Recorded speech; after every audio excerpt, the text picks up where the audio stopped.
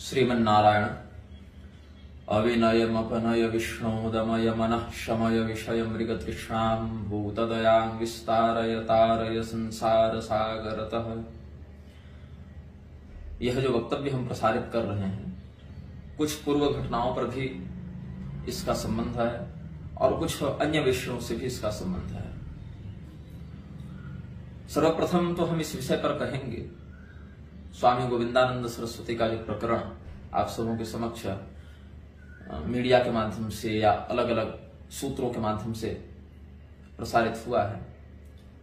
गोविंदानंद सरस्वती का एक बड़ा ही अद्भुत वैशिष्ट्य है कि वो कभी शास्त्रार्थ नहीं हार सकते, क्योंकि अनंत काल तक एक ही विषय पर बोलने की सिद्धि उन्हें प्राप्त है और साथ ही साथ सामने वाले की बात न सुनने की कला भी उनमें विद्यमान है। तो ऐसे व्यक्ति को तो ब्रह्मा भी आ जाए तो नहीं हरा सकते, क्योंकि ब्रह्मदेव भी तब न हराएंगे जब कोई बात कहेंगे, जब उन्हें कोई बात कहने के लिए अवसर दिया जाएगा अथवा सामने वाला व्यक्ति उनकी बात को सुनना पसंद करेगा। लेकिन स्वामी गोविंदानंद सरस्वती तो इतने महान वक्ता हैं, इतने धर्म धुरंधर हैं कि मंच जो छोड़ो, अगर आप फेसबुक पर भी कुछ लिखना चाहें तो कमेंट बॉक्स बंद रखते हैं। तो कोई व्यक्ति अगर फेसबुक पर भी उनसे वार्ता करना चाहे तो फेसबुक तक में वे किसी की बात नहीं सुनना पसंद करते। स्वामी गोविंदानंद सरस्वती के समर्थन में और हमारे विरोध में बहुत से लोग एक मत होकर, एकजुट होकर हम पर टूट पड़े हैं। और ये अच्छी बात है, क्योंकि हिंदुओं में चलो हमारे ही विरोध के लिए सही, लेकिन एकता तो देखने को मिल रही है। लोग हिंदू एकता की बात कर रहे थे, हमने हिंदुओं को एकजुट करना तो प्रारंभ कर ही दिया है। ये सभी लोगों के चेले जितने हिंदू हैं ना, सब एकजुट होंगे, एक होंगे, लेकिन निग्रहाचार्य के विरुद्ध एक होंगे। फिर भी गोमायुओं के रुदन से सिंह अपनी गुफा का परित्याग नहीं किया करते, और सिंह गोमायुओं के पास जाकर इस बात की अभिलाषा भी व्यक्त नहीं करता कि तुम हमें प्रामाणिकता दो। अब स्वामी गोविंदानंद सरस्वती जो घटना सबके सामने घटित हुई, उसके बाद जो जो बातें सामने आई हैं, थोड़ा मैं उस विषय पर प्रकाश डाल दूं। अगले दिन फिर हमारे मंच पर पहुंचे थे। हाँ, एक व्यक्ति ने मुझे संदेश भेजा, कोई था व्हाट्सएप पर। अब वैसे तो सैकड़ों व्यक्ति फेसबुक, व्हाट्सएप, ईमेल इत्यादि से संदेश भेजते रहते हैं। मैं सबों को देख भी नहीं पाता और सबों को उत्तर भी नहीं दे पाता। लेकिन एक व्यक्ति ने एक संदेश भेजा कि स्वामी गोविंदानंद सरस्वती फिर से आज आपके मंच पर आ सकते हैं। मैंने पूछा क्यों आ सकते हैं, क्या उद्देश्य है, क्या कारण है? बोले पता नहीं। और सच में पहुंच गए, वही दल बल पुलिस काफिला लेकर। लेकिन मंच पर आए नहीं, मंच के पीछे तक उनकी गाड़ी आई, वहीं बैठे रहे, 10 मिनट वहां रुके और फिर चले गए। तो हमने पता करवाया भाई कि क्यों आए थे, क्या कारण था, और फिर आए तो फिर ऐसे ही कैसे वापस चले गए। तो कुछ प्रशासन से जुड़े लोगों ने, कुछ राजनीति से जुड़े लोगों ने, कुछ स्थानीय गणमान्य लोगों ने बताया कि विगत रात्रि को, जिस समय मंच पर घटना घटित हुई, उसी दिन रात्रि को वे पुलिस प्रशासन से इस बात की मांग कर रहे थे कि निग्रहाचार्य को 1 घंटे के अंदर गिरफ्तार करो, अरेस्ट करो। तो भैया किस आरोप में अरेस्ट करो, पता ही नहीं। क्या कर दिया निग्रहाचार्य ने, क्या लिखित शिकायत में दिया जाए उनके विरुद्ध, तो पता ही नहीं। अब गोविंदानंद सरस्वती के कहने पर पुलिस ने हमें गिरफ्तार तो नहीं किया, क्योंकि उनके साथ जो अंगरक्षक आए थे उन्होंने ही बयान दे दिया कि भैया निग्रहाचार्य की तो कोई वैसी संलिप्तता नहीं है कि उनको सीधे अरेस्ट कर लिया जाए। यहां तक कि यदि पुलिस की दृष्टि में, प्रशासन की दृष्टि में यदि हमारा किंचन मात्र भी दोष होता तो कम से कम पूछताछ के लिए एक बार तो बुलाया जाता हमें, या स्वयं पुलिस वाले ही आकर पूछताछ करके गए रहते। लेकिन घटना के बाद भी 5 दिन हम उसी गांव में रहे, उसी मंच से हमने अपना जो प्रवचन था वो पूर्ण किया, लेकिन फोन पर भी एक संदेश तक पुलिस के माध्यम से हमें प्राप्त नहीं हुआ कि आपका बयान लेना है या पूछताछ करनी है या यहाँ पर आ जाइए या हम ही आ रहे हैं, ऐसा कुछ भी प्राप्त हमें नहीं हुआ। अब गोविंदानंद सरस्वती रात्रि को जहां रुके, आदित्य वाहिनी के लोगों ने बड़ी सेवा की उनकी, क्योंकि आदित्य वाहिनी के लोगों ने बिलासपुर से, रायपुर से और कहां से आके, रायगढ़ से, जांजगीर से और पता नहीं कहां के लोग थे। और कुछ लोग प्रत्यक्षतः, कुछ लोग परोक्षतः, लेकिन उनकी बड़ी सेवा की। और वहां से फिर जब वे रायपुर जा रहे थे तो अगले दिन हमारे मंच पर पहुंचे और वहां से फिर बिना मंच पर चढ़े ही पीछे ही 10 मिनट रुके और वहीं से फिर रायपुर की ओर जब जाने लगे तो आरोप लगाते हैं कि अब कोई चंद्रप्रकाश उपाध्याय का नाम वे ले रहे हैं और चंद्रप्रकाश उपाध्याय को मैं व्यक्तिगत रूप से नहीं जानता। इन्हीं सभी कुछ प्रकरणों के माध्यम से केवल नाम हमने सुना है और सोशल मीडिया पर उन्हीं के द्वारा जो चित्र आदि डाले हुए हैं उनसे मैंने चित्र देखा है। बाकी चंद्रप्रकाश उपाध्याय यदि हमें जानते होंगे तो मुझे नहीं पता, मैं उन्हें नहीं जानता। साथ ही वहां जितने उपद्रवी आए थे उनको भी मैं नहीं जानता कि वे कौन थे, उनका नाम क्या है, उनका गांव क्या है, उनका संबंध किस व्यक्ति से है, ये भी हम नहीं जानते। इन विषयों पर तो हम पहले ही आपको बता चुके हैं। अब हम कैसे व्यक्ति हैं, हमारे घर में मच्छर मक्खी तक को नहीं मारा जाता। पिस प्रसंतंग मशकंग यह खंडित नित्यस्व इत्यादि नियम जो है ना कि मच्छर तक को नहीं मारो, हमारे घर में उसका पालन किया जाता है। आप सबों को स्मरण होगा कुछ दिन पहले मैं उड़ीसा से झारखंड की ओर आ रहा था तो बिलासपुर होते हुए आया था। मार्ग में लाल खदान के पास जो दुर्घटना घटित हुई थी, हमने बताया था कि 3 लोगों का जो वाहन है उनकी जो बाइक है वो एक्सीडेंट हो गई थी। तो फिर कोई व्यक्ति सहयोग नहीं कर रहा था, लोग वीडियो बनाने में लगे थे। फिर हमने ही अपने नाम को लिखवाकर शिकायत दर्ज करवाई, एम्बुलेंस पुलिस इत्यादि को बुलाया। उन लोगों का पूरा खून से शरीर लथपथ था, फिर उनको पकड़ के हमने किनारे किया, माथे पर जो पट्टी थी उसको सुधारा। इस प्रकार से हमने बताया था। तो मेरी यदि हिंसात्मक प्रवृत्ति होती तो हम भी वीडियो बना रहे होते या हम भी किनारे से अपनी गाड़ी से निकल गए रहते। जो हमारे मित्र की गाड़ी थी, हमारे पास तो साइकिल भी नहीं है, वो कोई मित्र थे हमारे छत्तीसगढ़ के, उन्हीं के साथ हम गए थे। तो उड़ीसा गए थे, जो पद्मपुर गंधमर्दन पर्वत वाला जो श्री नृसिंह स्थान का हमने चलचित्र भी डाला था 10 मिनट का, यहाँ गुप्त गंगा के सामने त्रिदेवों का पंचदेवों का विग्रह निर्मित है, जहां हम कमल के पुष्पों से अर्चन कर रहे थे। तो शिवनाथ नदी के तट पर देवघाट वाले आश्रम में श्री रामानंद संप्रदाय का आश्रम है, श्री राम गोपाल दास जी महाराज वहां के महंत हैं। वहां पर जब हम साधना कर रहे थे, जब अत्यधिक सर्प इत्यादि नहीं निकल रहे थे, आप लोग को तो बताया था हमने, हर दिन 1-2 सर्प तो निकल ही जा रहे थे आगे पीछे। उस समय जब नदी में शिवनाथ में जब बाढ़ आई थी, मछलियां उस बाढ़ के जल के वेग से बाहर निकल जाती थी, तो मछलियों को पकड़ पकड़ के हम अंदर डालते थे, जो भी जिंदा बच पाए। हमें बचपन से इस कारुण्य का प्रशिक्षण दिया गया है और धूर्त लोग हम पर आरोप लगाते हैं कि हमने दंडी सन्यासी को पिटवा दिया और हमला करवा दिया। देखिए, हम लोग लड़ते हैं शास्त्र से, शास्त्र के लिए, लेकिन शास्त्रीय विधि से लड़ते हैं। गुंडागर्दी रंगदारी का काम हम लोगों का नहीं है। और कुछ लोग यदि हमारे पक्ष से कुछ हिंसक गतिविधि करने की इच्छा भी रखें तो हम उनका न समर्थन करते हैं, न उन लोगों को स्वयं से संबंधित बताते हैं। उन लोगों से हमारा कोई संबंध ही नहीं।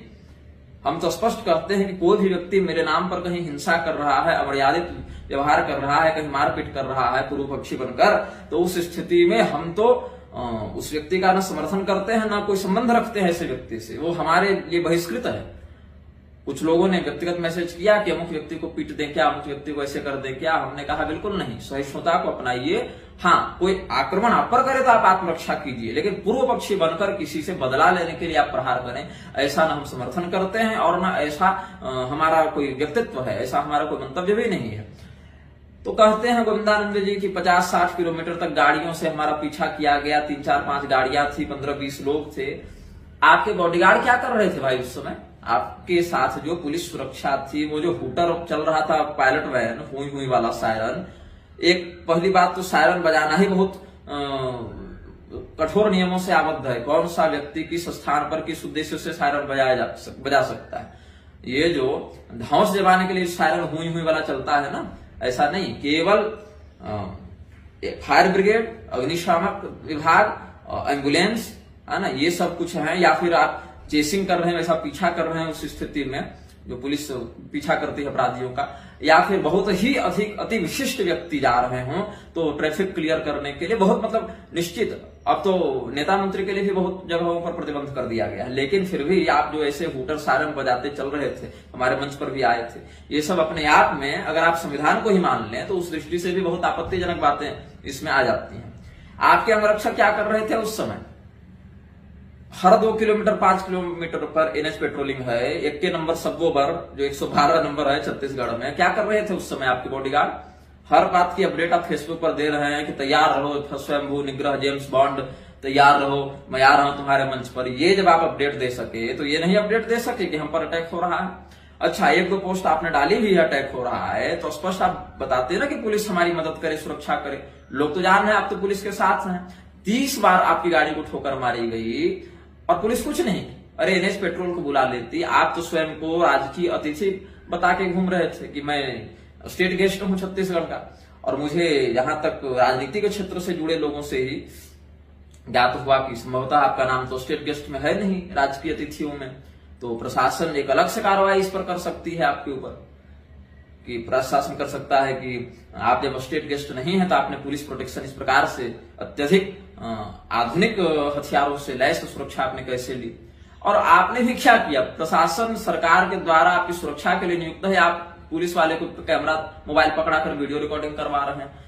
तो बहुत कुछ पर चर्चा की जा सकती है स्वामी जी, ऐसे नहीं। और उसके बाद तो हमने मंच से भी आपके विषय में कुछ नहीं कहा और हमने कोई विवाद ही नहीं किया उसके बाद अपने मंच से। लोग कहते हैं कि कथा को बीच में रोककर इसने कथा का अपमान किया है। देखिए, वो तो मारीच, सुबाहु इत्यादि भी आ जाते थे तो विश्वामित्र जी को यज्ञ रोकना पड़ जाता था। यदि मैं कथा रोक देता तो कहते कि कथा का अपमान किया है, यदि कथा नहीं रोकता तो 2 घंटे में लौट जाते और कहते कि इसकी हिम्मत नहीं हुई हमारे सामने आने की, हम तो 2 घंटा 3 घंटा रुके थे, इसकी हिम्मत ही नहीं हुई हमारे सामने आने की। कुल मिला के ये पाशा रज्जु न्याय में फंसाने के लिए ही आए थे कि यदि हम कथा रोक दें तो कह दो कि कथा का अपमान किया, और यदि हम कथा न रोके तो कह दो हमसे डर गया, हमसे शास्त्रार्थ ही नहीं किया, इसीलिए ऐसा समय चुनकर ये आए थे। अन्यथा हमने तो कहा था कि भाई हम तो 5 दिन यही हैं।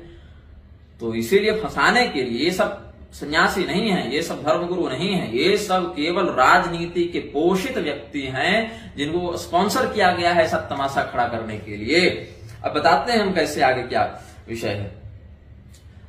उसके बाद कहते हैं गोविंदानंद सरस्वती टाटीबंध थाने में जान बचाने के लिए घुसे, वहां भी उपद्रवी घुस गए। अब देखिए, कोई व्यक्ति यदि एक्सीडेंट करता है, ट्रक ड्राइवर इत्यादि, चाहे जानबूझकर करे चाहे गलती से हो जाए। अब कोई अच्छा व्यक्ति तो जानबूझकर किसी को नहीं ही मारता है, कोई भी गाड़ी चलाने वाला व्यक्ति, कोई पशु पक्षी भी है तो चाहता है कि उसको बचाते हुए चले। फिर भी अब वाहन है, दुर्घटना हो जाती है, तो उस स्थिति में स्वयं गाड़ी जाकर थाने में लगा देता है और कहता है कि भाई हम सरेंडर करते हैं। तो पुलिस उसकी भी रक्षा करती है, उस अंश में उसको भी भीड़ से बचाती है पुलिस। कोई बड़ा से बड़ा गुंडा भी थाना में जाकर सुपुर्द अपना आप को करता है तो उसको न्यायालय की प्रणाली में पुलिस ले जाती है, भीड़ से बचाने का कर्तव्य है उससे। लेकिन पुलिस जो है सो टाटीबंध थाने की जो है इतनी निकम्मी हो गई कि आप थाने में घुसे और आप राजकीय अतिथि हैं, पहले से 5 बॉडीगार्ड आपके साथ चल रहे हैं, फिर भी पुलिस ने आपको सुरक्षा नहीं दी। वाह। उसके बाद आप पीछे थाने से भागकर पीछे किसी और के घर में घुसे। वो घर किसका था? वो घर आपके परिचित का था या अपरिचित का था? यदि परिचित का था तो फिर उस व्यक्ति पर अन्य लोगों ने हमला क्यों नहीं किया? आपके परिवारों पर हमला क्यों नहीं किया?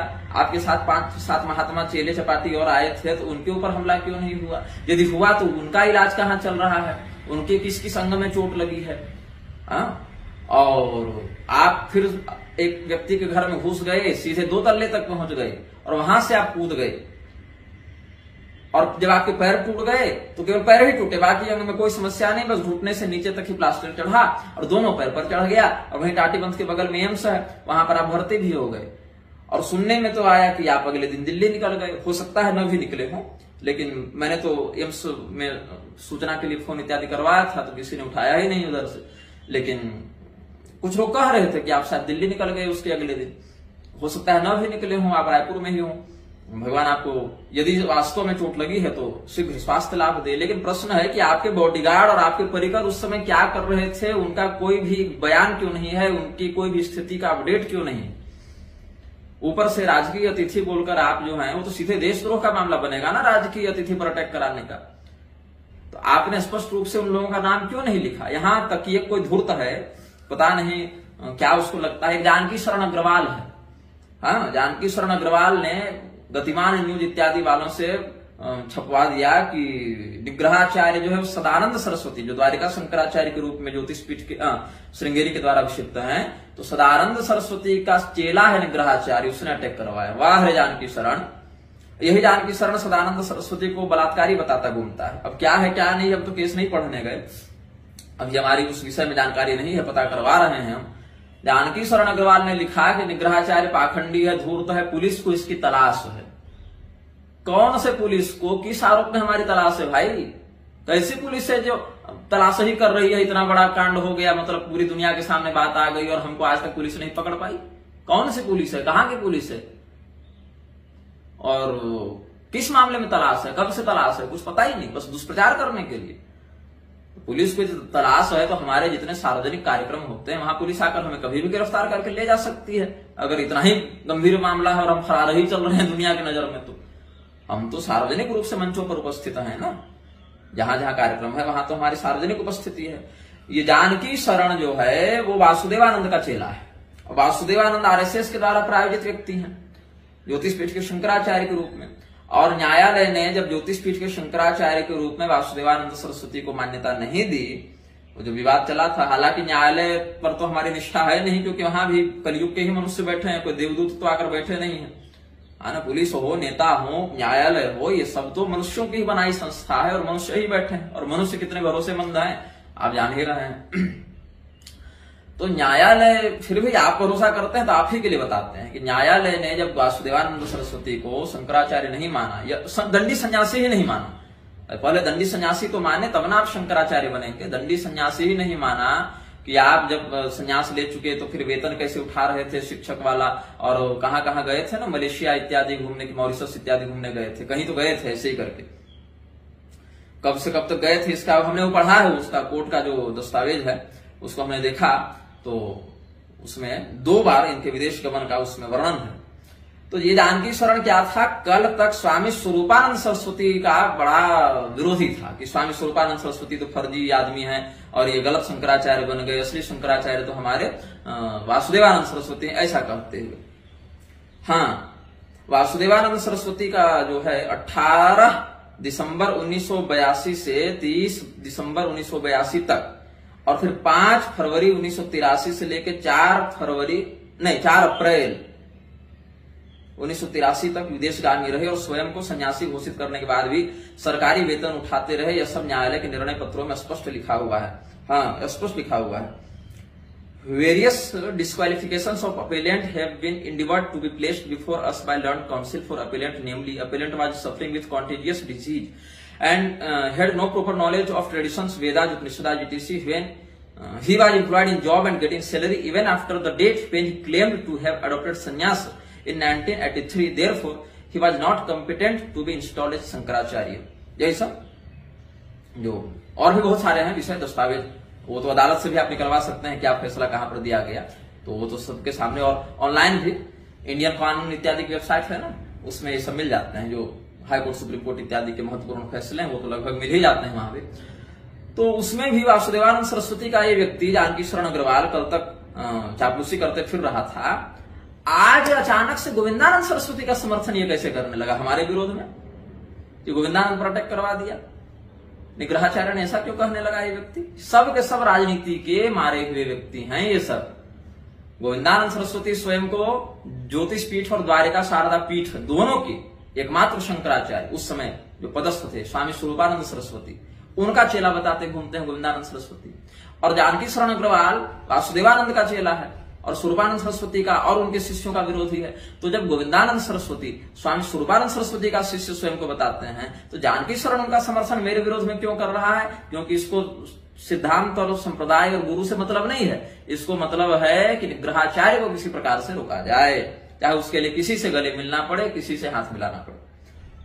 और ये जानकी शरण क्या बताता है कि मैं सदानंद सरस्वती का शिष्य हूं, निग्रहाचार्य सदानंद सरस्वती का शिष्य है। इस मूर्ख को हमारे वक्तव्य देखने चाहिए, जहां स्वामी सदानंद सरस्वती का ही बहुत सारा अंश हमने जब देखा तो उनके विरुद्ध हमने कहा है। जब वो दंडी सन्यासी होकर नीचे बैठे थे और एक महिला कथावाचिका ऊपर प्रवचन कर रही थी, तब हमने विरोध किया है। वो उनके नाम के आगे धर्म सम्राट इत्यादि शब्द लगा हुआ था, तब हमने विरोध किया। और अभी जो वनवासियों के मध्य उन्होंने कुछ आवागमन किया धर्म प्रसार के लिए, तो हमने समर्थन भी किया।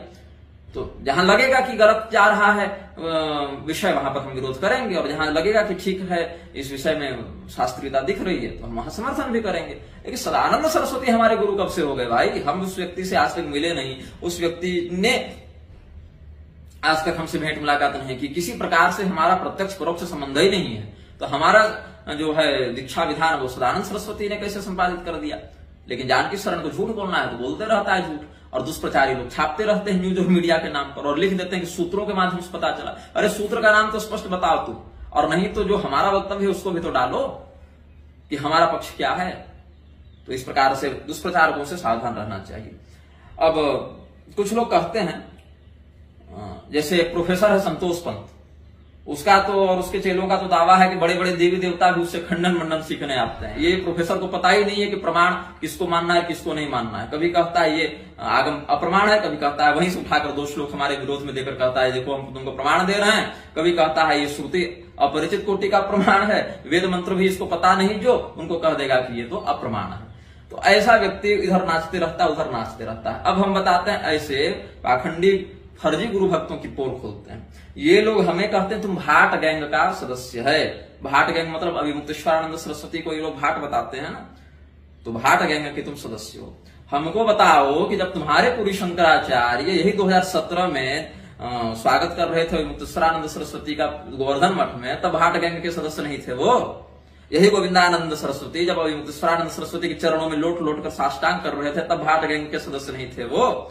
यही श्रृंगेरी के शंकराचार्य जब अभिषेक कर रहे थे अभिमुक्तेश्वरानंद सरस्वती का, तब भाट गैंग के सदस्य नहीं थे वो। यही स्वरूपानंद सरस्वती जब दीक्षा दे रहे थे अभिमुक्तेश्वरानंद सरस्वती को, तब भाट गैंग के सदस्य नहीं थे वो। आज हम भाट गैंग के सदस्य हो गए हैं। और ध्यान देना, न पुरी शंकराचार्य, न श्रृंगेरी शंकराचार्य, न गोविंदानंद सरस्वती और न तुम संतोष पंत इत्यादि जो स्मार्त कहते चलते हो अपने आप को, फर्जी स्मार्त लोग, कोई नहीं खड़ा हुआ था स्वामी मुक्तेश्वरानंद सरस्वती के विरुद्ध। तब हम खड़े हुए थे। कुसुम घटा के मंच वाले वीडियो देख लेना निकाल कर, जब उन्होंने स्त्री व्यासपीठ का समर्थन किया था, स्त्री कथा वाचिका का, और कह दिया था कि व्यासपीठ तो केवल वो आसन है जहां शंकराचार्य जी बैठते हैं। तब हमने स्वामी स्वरूपानंद सरस्वती जी को लिखित पत्र भेजा था। अलग बात है उसका जवाब आज तक नहीं आया, लेकिन भेजा था, विरोध हमने किया था। जब तुम लोग इसी व्यक्ति जिसको तुम लोग आज भाट बताते हो ना, जब तुम्हारे गुरु इसी भाट के साथ उठ बैठ रहे थे, जब तुम्हारे गुरु इसी भाट के साथ नहा रहे थे संगम इत्यादि में और आरती मंगल पूजा स्वीकार कर रहे थे, तब हम थे जिन्होंने शास्त्रीयता के आधार पर जो कथन उन्होंने गलत दिया था उसका विरोध किया था। तुम्हारे गुरु नहीं खड़े हुए थे तब, जो आज तुम भाट गैंग चिल्ला रहे हो। तो तुम लोग बौद्धिक रूप से दोगलापन के शिकार हो गए हो। केवल गुलामी, किसी प्रकार से हमारा नाम हो जाए, गुरु जी का नाम लेकर आगे बढ़ जाएं, ये तुम लोगों की राजनीति है। स्वामी मुक्तेश्वरानंद सरस्वती का जब काशी कॉरिडोर में हमने मंदिरों के संरक्षण का अभियान देखा, हमने समर्थन किया। अतीक अहमद वाला भी जो बयान आया, हमको लगा यहां पर बात गलत है, हमने विरोध भी किया। पूरी शंकराचार्य जी का जो समलैंगिकता इत्यादि के विरोध में जो वक्तव्य आया या ब्राह्मणत्व के संरक्षणार्थ जो वक्तव्य आया, हमने समर्थन किया। और बुद्धावतार सबरी इत्यादि प्रकरण में जो हमने अशास्त्रीयता देखी, स्पष्ट रूप से देखी, हमने उस प्रकरण में विरोध भी किया।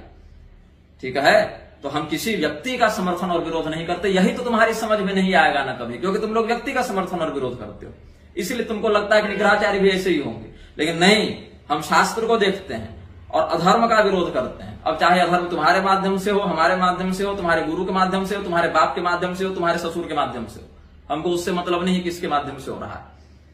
जिस व्यक्ति ने जो किया है वो कृत्य और वो वक्तव्य क्या उचित है अनुचित है, इतना देखता हूं और उतना पर ही मैं बोल देता हूं। गोविंदानंद सरस्वती का आज समर्थन कर रहा है ये स्मार्त दल और ये फर्जी अद्वैती लोग। यही गोविंदानंद सरस्वती मंच पर 10 बार बोले हैं, द्विपीठाधीश्वर, धर्म सम्राट। स्वरूपानंद सरस्वती जी के लिए यही शब्द बोले हैं ना, धर्म सम्राट, द्विपीठाधीश्वर। अब बताइए कि पूरी शंकराचार्य जी जीवन भर स्वयं कहते रहे कि एक ही पीठ पर 2 आचार्य, 2 पीठ पर 1 आचार्य नहीं बैठ सकता। उस समय जब 2 पीठ पर 1 आचार्य नहीं बैठ सकता है, जो पूरी शंकराचार्य का मत है, तब जब गोविंदानंद सरस्वती बार बार कह रहे थे कि 2 पीठों के शंकराचार्य के हम शिष्य हैं, शंकराचार्य के हम शिष्य हैं, उस समय सन्मार्ग वाले कहां मर गए थे जाकर। उस समय नहीं बोल सके कि तुम 2 पीठ के 1 आचार्य के चेले हो इसलिए तुम गलत सन्यासी हो, यह अधर्म था तुम्हारे गुरु का, नहीं बोल सके तब। लेकिन ये सब के सब जो है ना राजनीति के चमचे हैं, ये चापलूस हैं, ये लोग धर्म सिद्धांत से इनको कोई मतलब नहीं है। और वही गोविंदानंद आज जाकर पूरी शंकराचार्य के चरणों में लौट गए हैं, तो इनके लिए बहुत बड़े दंडी सन्यासी हो गए और दंडी सन्यासी का अपमान होने लगा और कहते हैं निग्रहाचार्य को क्षमा मांगनी चाहिए।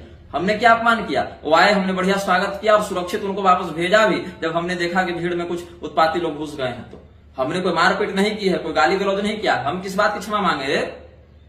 हम किस बात की क्षमा मांगे? 2 पीठों पर 1 आचार्य का विरोध करें तुम्हारे गुरु, वही 2 पीठ पर 1 आचार्य से दीक्षा लेकर बैठ जाए गोविंदानंद, और वही गोविंदानंद फिर चले जाए 2 पीठ पर 1 आचार्य का विरोध करने वाले पूरी शंकराचार्य के पास, और गाली तुम देते हो हमको। यह है तुम्हारी धर्मनिष्ठा, ये तुम लड़ोगे निग्रहाचार्य से, मूर्ख कहेंगे। और वहीं फिर श्रृंगेरी के शंकराचार्य को भाट गैंग का सदस्य नहीं बताओगे तुम लोग। तुम्हारी नजर में शंकराचार्य सर्वोच्च सार्वभौम एकमात्र जगत गुरु होते हैं, न तो केवल तुम्हारे पुरी वाले होते हैं कि बाकी भी कुछ होते हैं। यदि पुरी के शंकराचार्य, अच्छा एक व्यक्ति ने बहुत सुंदर लिखा था, उस श्रीयुत सांकृत्यायन करके कोई है, मैं जानता तो नहीं, उन्होंने लिखा था कि निर्विकल्पानंद सरस्वती के सगोत्रीय उत्पत्ति के कारण उनको चांडाल कह रहे हैं और उधर अयुक्तेश्वरानंद सरस्वती को भाट बता रहे हैं। दोनों लोग तब तक चुप थे जब तक स्वरूपानंद सरस्वती जी थे। जब तक तुमने हमारा विरोध नहीं किया तुम्हारी गलती सब ठीक।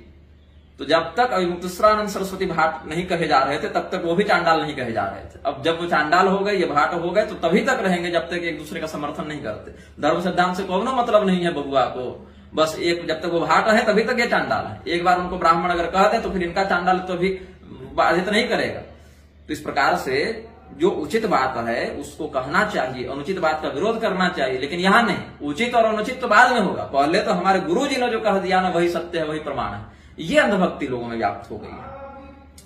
अब आदित्य वाहिनी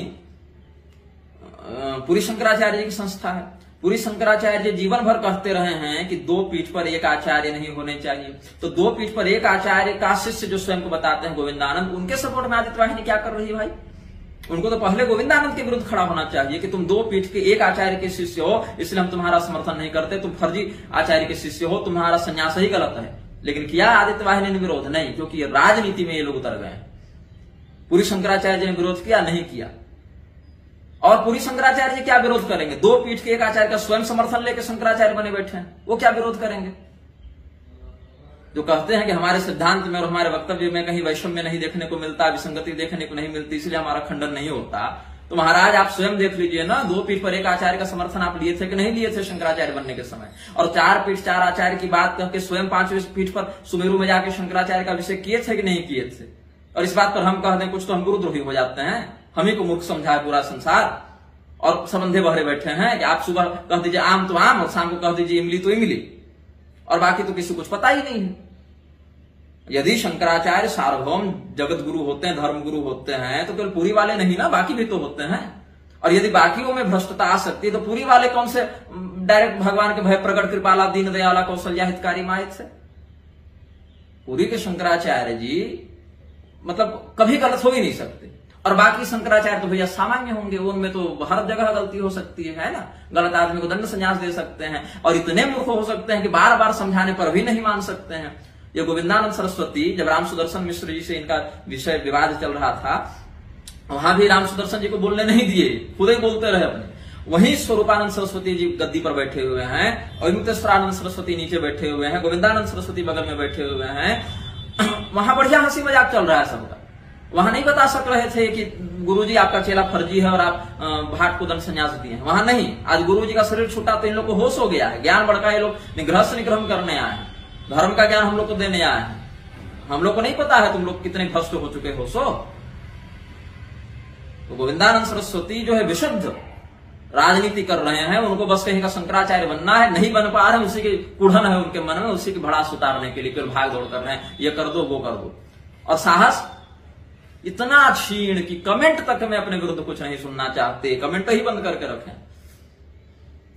आपको फर्जी आईडी वाला आकर आपको अगर नकली नाम पता के साथ गाली दे तो समझ में आता है कि चलिए आपने ब्लॉक कर दिया या कमेंट मिटा दिया। लेकिन कोई वास्तविक व्यक्ति जिसका एक वास्तविक नाम, वास्तविक चेहरा, वास्तविक परिचय है, वो कुछ कह रहा है तो सुनने का साहस तो रखिए। लेकिन वो भी साहस नहीं है और कहते हैं कि निग्रहाचार्य का है। वाह! अब सन्मार्ग वाले तो पहले ये कहना चाहिए था, इतने बड़े शंकराचार्य परंपरा के संवाहक हैं, उनको तो पहले ये कहना चाहिए था कि गोविंदानंद सरस्वती ने दो पीठों पर स्थित एक आचार्य से कैसे दीक्षा ले ली और उनको धर्म सम्राट कैसे बताया, क्योंकि ये तो अधर्म का कार्य था ना। सन्मार्ग वालों को कहना चाहिए था, लेकिन नहीं कहा। सन्मार्ग वालों ने आज तक नहीं कहा कि एक भाट को दंड संन्यास क्यों दे दिया। गोविंदानंद सरस्वती का समर्थन कर रहे हो तुम लोग ना। कभी कहा तुम लोगों ने कि एक भाट को कैसे दंड संन्यास दे दिया स्वरूपानंद जी ने? और अगर दे दिया तो गलती से चलो दे भी दिया। एक और आपको बताना है कि हमारे गुरु तो सर्वज्ञ हैं, साक्षात शिव हैं, उनसे तो गलती भी नहीं हो सकती। और दूसरी तरफ आपके गुरु जी जाति नहीं पहचान पा रहे हैं।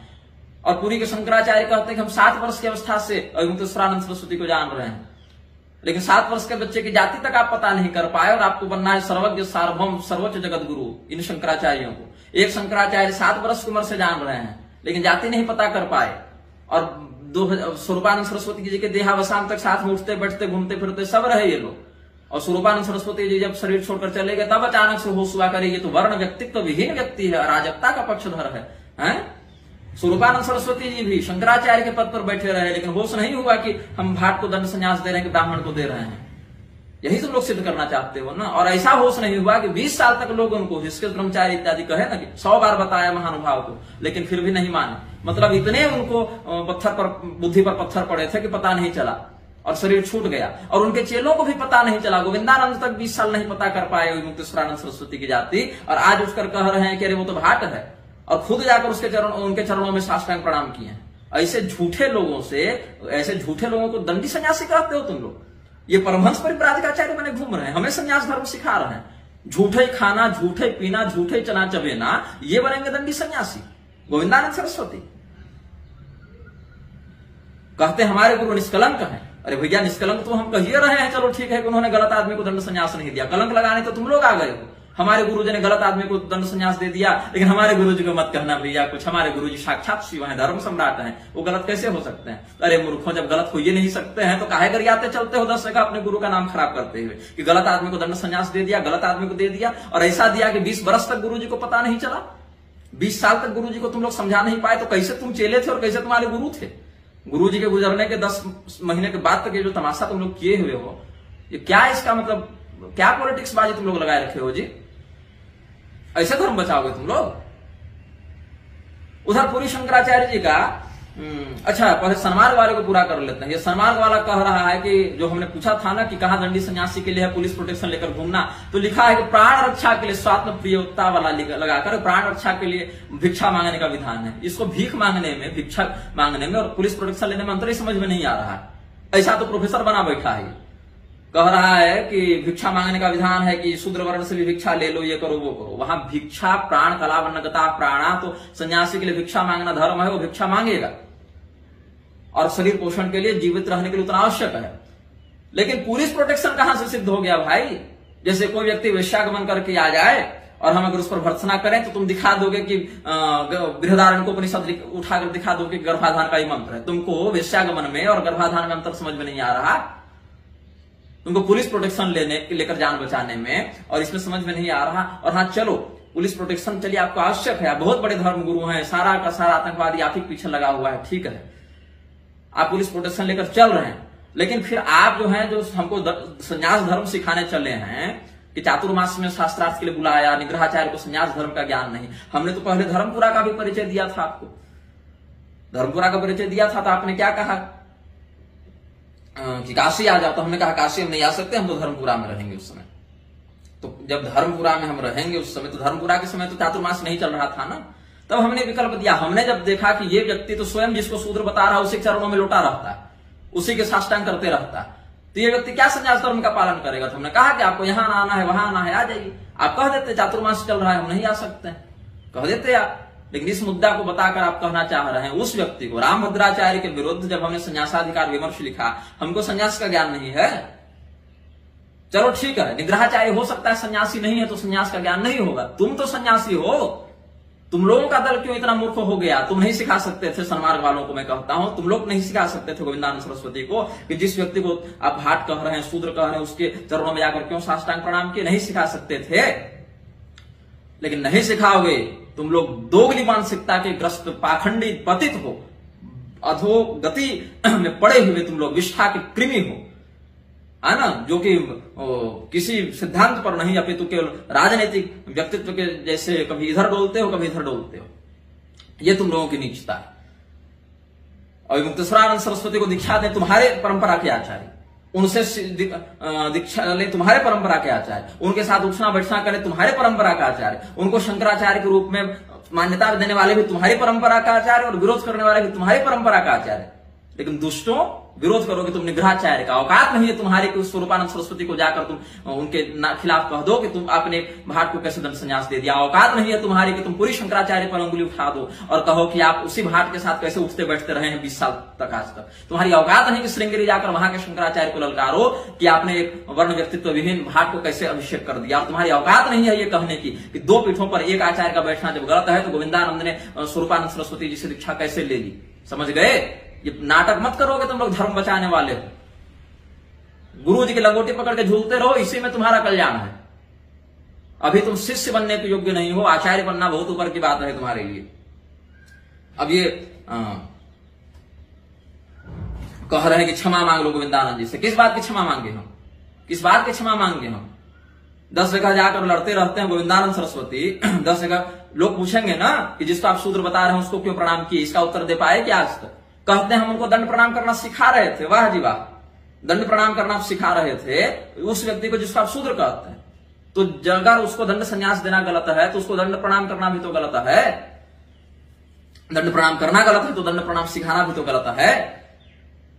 कोई तारतम्य नहीं है वचन में क्या कह रहे हैं, व्यवहार में क्या कह रहे हैं, कोई माने मतलब नहीं। और हमारा फोटो एडिट करके ये लोग डाल रहे हैं, गधाचार्य लिख रहे हैं, निब्बाचार्य लिख रहे हैं, हमारा नाम बिगाड़ बिगाड़ कर। हमने कुछ भी किया, शास्त्र प्रमाण के आधार पर विरोध और समर्थन किया, किसी का नाम नहीं बिगाड़ा, किसी का फोटो इस प्रकार से नहीं बिगाड़ा। हमारा फोटो एडिट करके, ये धूर्त लोग स्वयं को शंकर परंपरा का इतना महारथी बताते हैं, हमारा फोटो एडिट करके गधे पर बैठाकर हमारा फोटो एडिट करके दुष्प्रचार कर रहे हैं। ये तो नीचता है इन लोगों की। धन्य है इनके गुरु और धन्य है इनके चेले। अपने गुरु का मजाक खुद बनवाते रहते हैं। कैसे कैसे चेले बना रखे इनके गुरु ने। अब आदित्य वाहिनी और जो भी संस्थाएं चल रही हैं, ये लोग जिंदगी भर, जीवन भर, अधिकांश लोग, सबको तो मैं नहीं कहता, बहुत अच्छे लोग भी हैं उस संस्था में, लेकिन अधिकांश लोग जिनका विवेक स्वयं में काम नहीं करता, वो लोग उठ पट के क्या कहते रहते हैं कि कांग्रेसी थे स्वरूपानंद सरस्वती तो मुक्तेश्वरानंद सरस्वती भाट हैं तो भाट गैंग का समर्थक है, निग्रहाचार्य इत्यादि कहते रहते हैं। तब दंडी सन्यासी का अपमान नहीं दिखता तुम लोगों को? यदि अगर तुम मानते हो कि स्वरूपानंद सरस्वती शंकराचार्य थे, अगर तुम मानते हो शंकराचार्य सर्वोच्च सार्वभौम धर्मगुरु होते हैं, कर्मबंधन से परे होते हैं, तो उनके द्वारा जो मुक्तेश्वरानंद सरस्वती को दंड संन्यास दिया गया वो भी सही था, ये मानो तुम लोग। और अगर वो सही था तो गोविंदानंद सरस्वती का विरोध करना गलत है, ये मानो तुम लोग। लेकिन नहीं मानोगे, नहीं मानोगे। रोटी डालने पर कुत्ता पूंछ डुलाता है ना, वही हो तुम लोग, वही हो तुम लोग। जब तक रोटी पड़ेगी तब तक पूंछ डुलाओगे। कभी मालिक पर पलट के भौंकने का थोड़ी साहस होगा तुमको। और यदि मानते हो कि स्वरूपानंद सरस्वती जी गलत हैं, 2 पीठ पर एक आचार्य बैठकर उन्होंने गलत किया, गलत आदमी को दंड संन्यास दिया, तो ये भी मानो कि शंकराचार्य से भी गलती हो सकती है। शंकराचार्य कर्मबंधन से परे सर्वसमर्थ नहीं होते, साक्षात शिव स्वरूप नहीं होते कि आगे और जो कर दिए वही धर्म हो गया। शंकराचार्य धर्म के अनुसार चलते हैं। शंकराचार्य के अनुसार धर्म 10 जगह नहीं चलता फिरता है। करपात्री स्वामी जी ने, जब भारतीय कृष्ण तीर्थ जी ने विदेश गमन किया था, उनका विरोध किया। ये नहीं कह दिया कि शंकराचार्य जी ने जो कर दिया कह दिया वही सही हो गया। धर्म के अनुसार शंकराचार्य चले, शंकराचार्य के अनुसार धर्म नहीं चलता है। समझ में आई बात? लेकिन यदि तुम स्वरूपानंद सरस्वती जी को शंकराचार्य मानते हो और यह भी मानते हो कि शंकराचार्य सर्वोच्च सार्वभौम होते हैं और धर्म के संपूर्ण ज्ञाता होते हैं, कर्मबंधन से परे शिव स्वरूप होते हैं, तुम लोग यही कहते रहते हो ना, अहमेवेति विज्ञेय, अहमेवेति विज्ञेय। तो अगर यही मानते हो कि आदि शंकराचार्य ही स्वरूपानंद सरस्वती जी के रूप में भी ये बैठ गए, जैसे तुम लोग पूरी शंकराचार्य जी को बताते हो ना कि आदि शंकराचार्य जी के ही समान ये हैं, तो स्वरूपानंद सरस्वती जी भी आदि शंकराचार्य जी के समान है। क्योंकि वो तो 2 पीठ के शंकराचार्य थे, तो बल्कि डबल समान हो गए, और उम्र में भी बड़े थे तो और अधिक हो गए चातुर्मास्य व्रत बल से। तो उन्होंने गलत आदमी को दंड संन्यास कैसे दे दिया? मतलब नहीं दिया होगा। तब गोविंदानंद सरस्वती का तुम लोगों को विरोध करना था, लेकिन तब तो अपमान नहीं दिखता ना दंडी सन्यासी का। गुरु का मजाक बनाओ तुम लोग, परंपरा का मजाक बनाओ तुम लोग, और गाली खाएं हम। अब गोविंदानंद सरस्वती के ही षड्यंत्र में, वो षड्यंत्रकारी व्यक्ति ही मैं उनको मानूंगा। लोग को कह रहे हैं कि मेरा माइक बंद कर दिया, मेरा माइक बंद कर दिया। 1.5 घंटा से आप एक विषय को 5 बार बोल चुके, जनता 6ठी बार नहीं सुन पाई और कहा कि आप इतनी देर बोले हैं तो हमारे स्वामी जी का भी उत्तर सुनिए। वो तो साहस हुआ नहीं, तो लोग दुष्प्रचार करने लगे कि माइक बंद कर दिया, माइक बंद कर दिया। आप 1.5 घंटा एक विषय पर 5 बार बोले, माइक चालू रहेगा तो आप 6 बार बोलेंगे, 7 बार बोलेंगे, तो एक ही बात को 5 बार बोलकर क्या लाभ? तो हुआ कुत्ता गधा बिल्ली सब कर दिए माइक पर। आप ये कैसे बोलता है, वो कैसे बोलता है, लेकिन मूल विषय पर बात नहीं किए। शंकराचार्य जी सर्वोच्च सार्वभौम धर्मगुरु होते हैं, जगत गुरु को होते हैं। कौन बताया? तो स्वयं शंकराचार्य जी ने बताया कि कृते विश्व गुरु ब्रह्म त्रेतायाम ऋषि सप्तमा। इस श्लोक को प्रमाण में डाल रहे हैं कि आदि शंकराचार्य जी ने बताया कि सत्ययुग में ब्रह्मा, त्रेता में ऋषि सप्तम का अर्थ कुछ लोग वशिष्ठ, कुछ लोग गौतम करते हैं। वशिष्ठ जी को ही अधिक मानेंगे परंपरा में, नारायण पर वशिष्ठ हम लेकर। और फिर उसके बाद द्वापर में वेदव्यास जी और कलयुग में शंकराचार्य जी, यही 4 जगत गुरु होते हैं। इस श्लोक को किसने कहा? तो स्वयं शंकराचार्य जी ने कहा कि देखो सतयुग में ब्रह्मा थे, त्रेता में वशिष्ठ, द्वापर में वेदव्यास और कलयुग में हम हैं। तो इस बात को लेकर ये लोग कहने लगे कि केवल शंकराचार्य एकमात्र सार्वभौम जगत गुरु है। तो कहा किसने ये बात? स्वयं शंकराचार्य जी ने कह दिया। वाह! तो हम तो इनकी बात को ही मान रहे हैं, हम तो इस बात से कभी इनकार नहीं किया कि शंकराचार्य जी जगत गुरु नहीं है। लेकिन जगत गुरुओं का जो एक खेल चल रहा है ना, ये जो रेस चल रही है जगत गुरुओं की आजकल, तो पहले तो जगत गुरु थे, तो सभी संप्रदाय वालों में फिर जगत गुरु होने लगे, तो कहा नहीं नहीं अब हमको थोड़ा बड़ा होना पड़ेगा, तो बन गए सार्वभौम जगत गुरु। फिर सार्वभौम जगत गुरु हो गए तो रामभद्राचार्य खड़े होकर बोले ऐसे कैसे, हम भी सार्वभौम वैष्णव जगत गुरु। तब बोले नहीं अब सर्वोच्च सार्वभौम जगत गुरु। ये जो रेसिंग चल रही है ना, ये केवल लोभ है इन लोगों की, लोकेशना है इन लोगों की, कितने सबसे बड़ा तो हम रहे। अरे मूर्खों, पंचदेवताओं का तुम लोग उपासना विधान वर्णित करते हो। पंचदेवताओं में एक देवता भगवान नारायण है, सभी पर ब्रह्म ही। मैं तो तुलना करता ही नहीं, मेरे लिए जो भगवान नारायण है वही भगवान महादेव, वही भगवती दुर्गा, वही भगवान सूर्य, वही भगवान गणपति। लेकिन सगुणाकृति में भी देखें तो पंच देवताओं में से एक भगवान नारायण के अनेक संततियों में से एक ब्रह्मदेव के अनेक पुत्रों में से एक वशिष्ठ जी की परंपरा में अनेक पुत्रों में से आगे चलकर वेदव्यास जी के हुए उनके अनेक शिष्यों में से एक शिष्य सुखदेव जी की परंपरा के अनेक महानुभावों में से एक शंकराचार्य जी हैं। इतने में बड़े वृक्ष में एक शाखा है और उनको तुम सर्वोच्च सार्वभौम और जो है लेकर देकर यही, बाकी सब गलत, ये सिद्ध करने पर तुले हो। पंच देवताओं में से एक भगवान नारायण की परंपरा में, एक ब्रह्मदेव के एक पुत्र की परंपरा में, अनेक में से एक, अनेक में से एक, उसमें से एक, तब शंकराचार्य जी।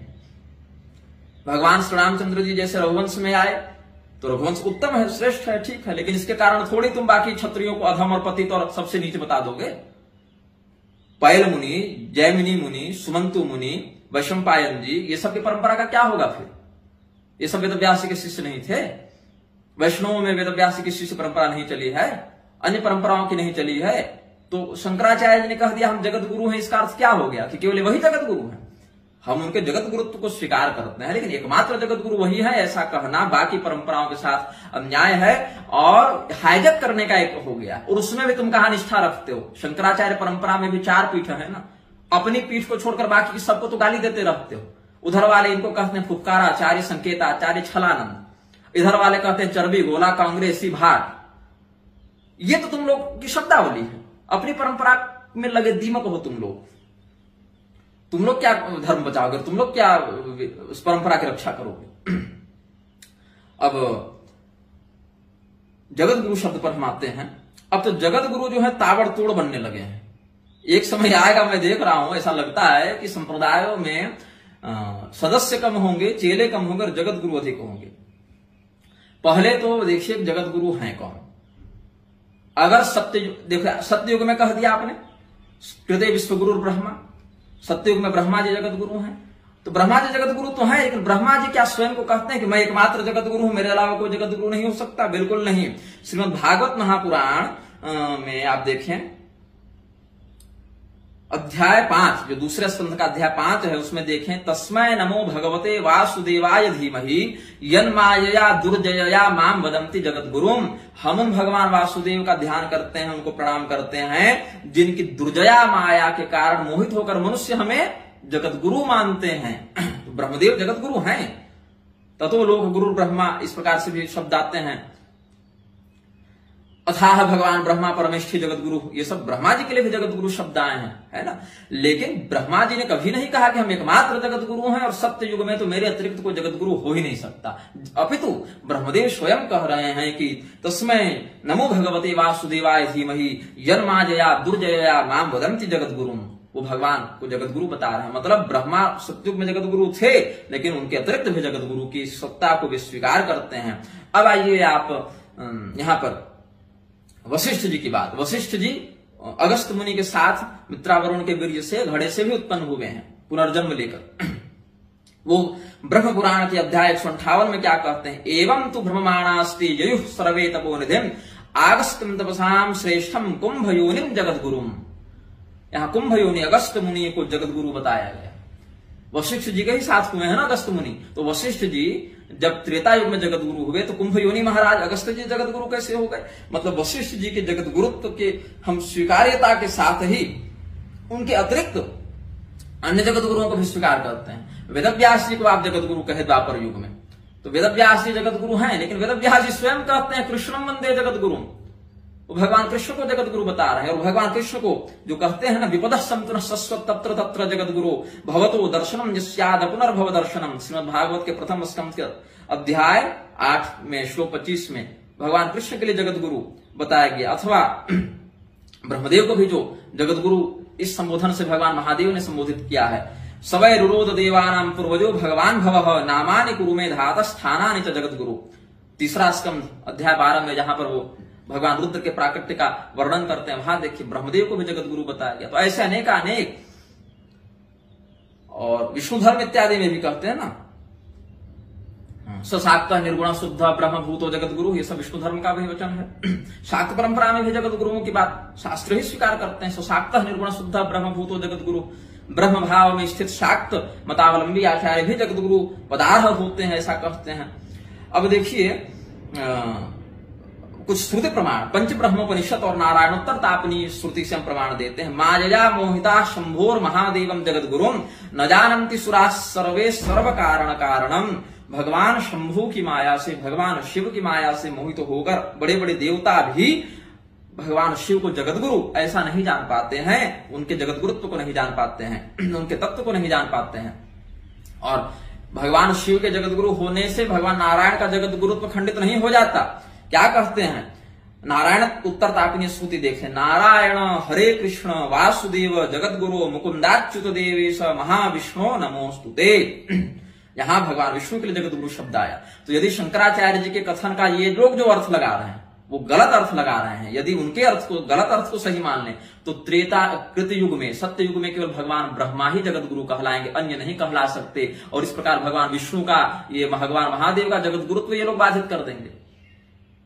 भगवान वशिष्ठ को अगर त्रेता का एकमात्र जगत गुरु मान ले तो अगस्त्य इत्यादि महर्षियों के लिए जहां जगत गुरु शब्द आया वो खंडित हो जाएगा। फिर वेदव्यास जी को अगर एकमात्र जगत गुरु द्वापर युग का मान ले तो भगवान कृष्णादि के प्रति जो जगत गुरु शब्द का इन्होंने प्रयोग किया वो खंडित होगा। इसी प्रकार से भगवान शंकराचार्य जी को कलयुग का एकमात्र जगत गुरु यदि मान लें तो जैसे अन्य का वो करते आए, जो अगस्त संहिता में कहा रामानंदो जगत गुरु सुतीक्ष्ण जी को भविष्योत्तर खंड में जहां पर रामानंद भगवान के प्रादुर्भाव का वर्णन है, तो वो सब भी खंडित हो जाएगा। फिर ऐसा नहीं होता है। मतलब बाकी युगों में आपके ब्रह्मा वशिष्ठ और वेदव्यास के रहते हुए भी अन्य जगत गुरु हो रहे थे, लेकिन कलयुग में चूंकि शंकराचार्य है तो शंकराचार्य एकमात्र जगत गुरु, उसमें भी केवल हमारी पीठ वाला आचार्य एकमात्र जगत गुरु, बाकी लोग को हम गाली देते चलेंगे। ये इन लोगों की धूर्तता बन गई है।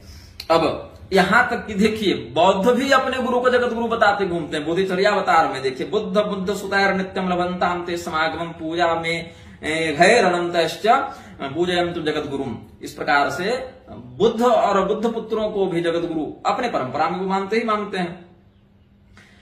तो भगवान, अच्छा इधर वैष्णवों में जगत गुरु होते हैं क्या? बिल्कुल होते हैं। अनिरुद्ध संहिता का आप अध्याय 9 देखें, भट्टम आचार्य भूयम च तदग्रेण जगत गुरुम आचार्यम दृष्ट मात्रेण देववत प्रतिभावयेत्।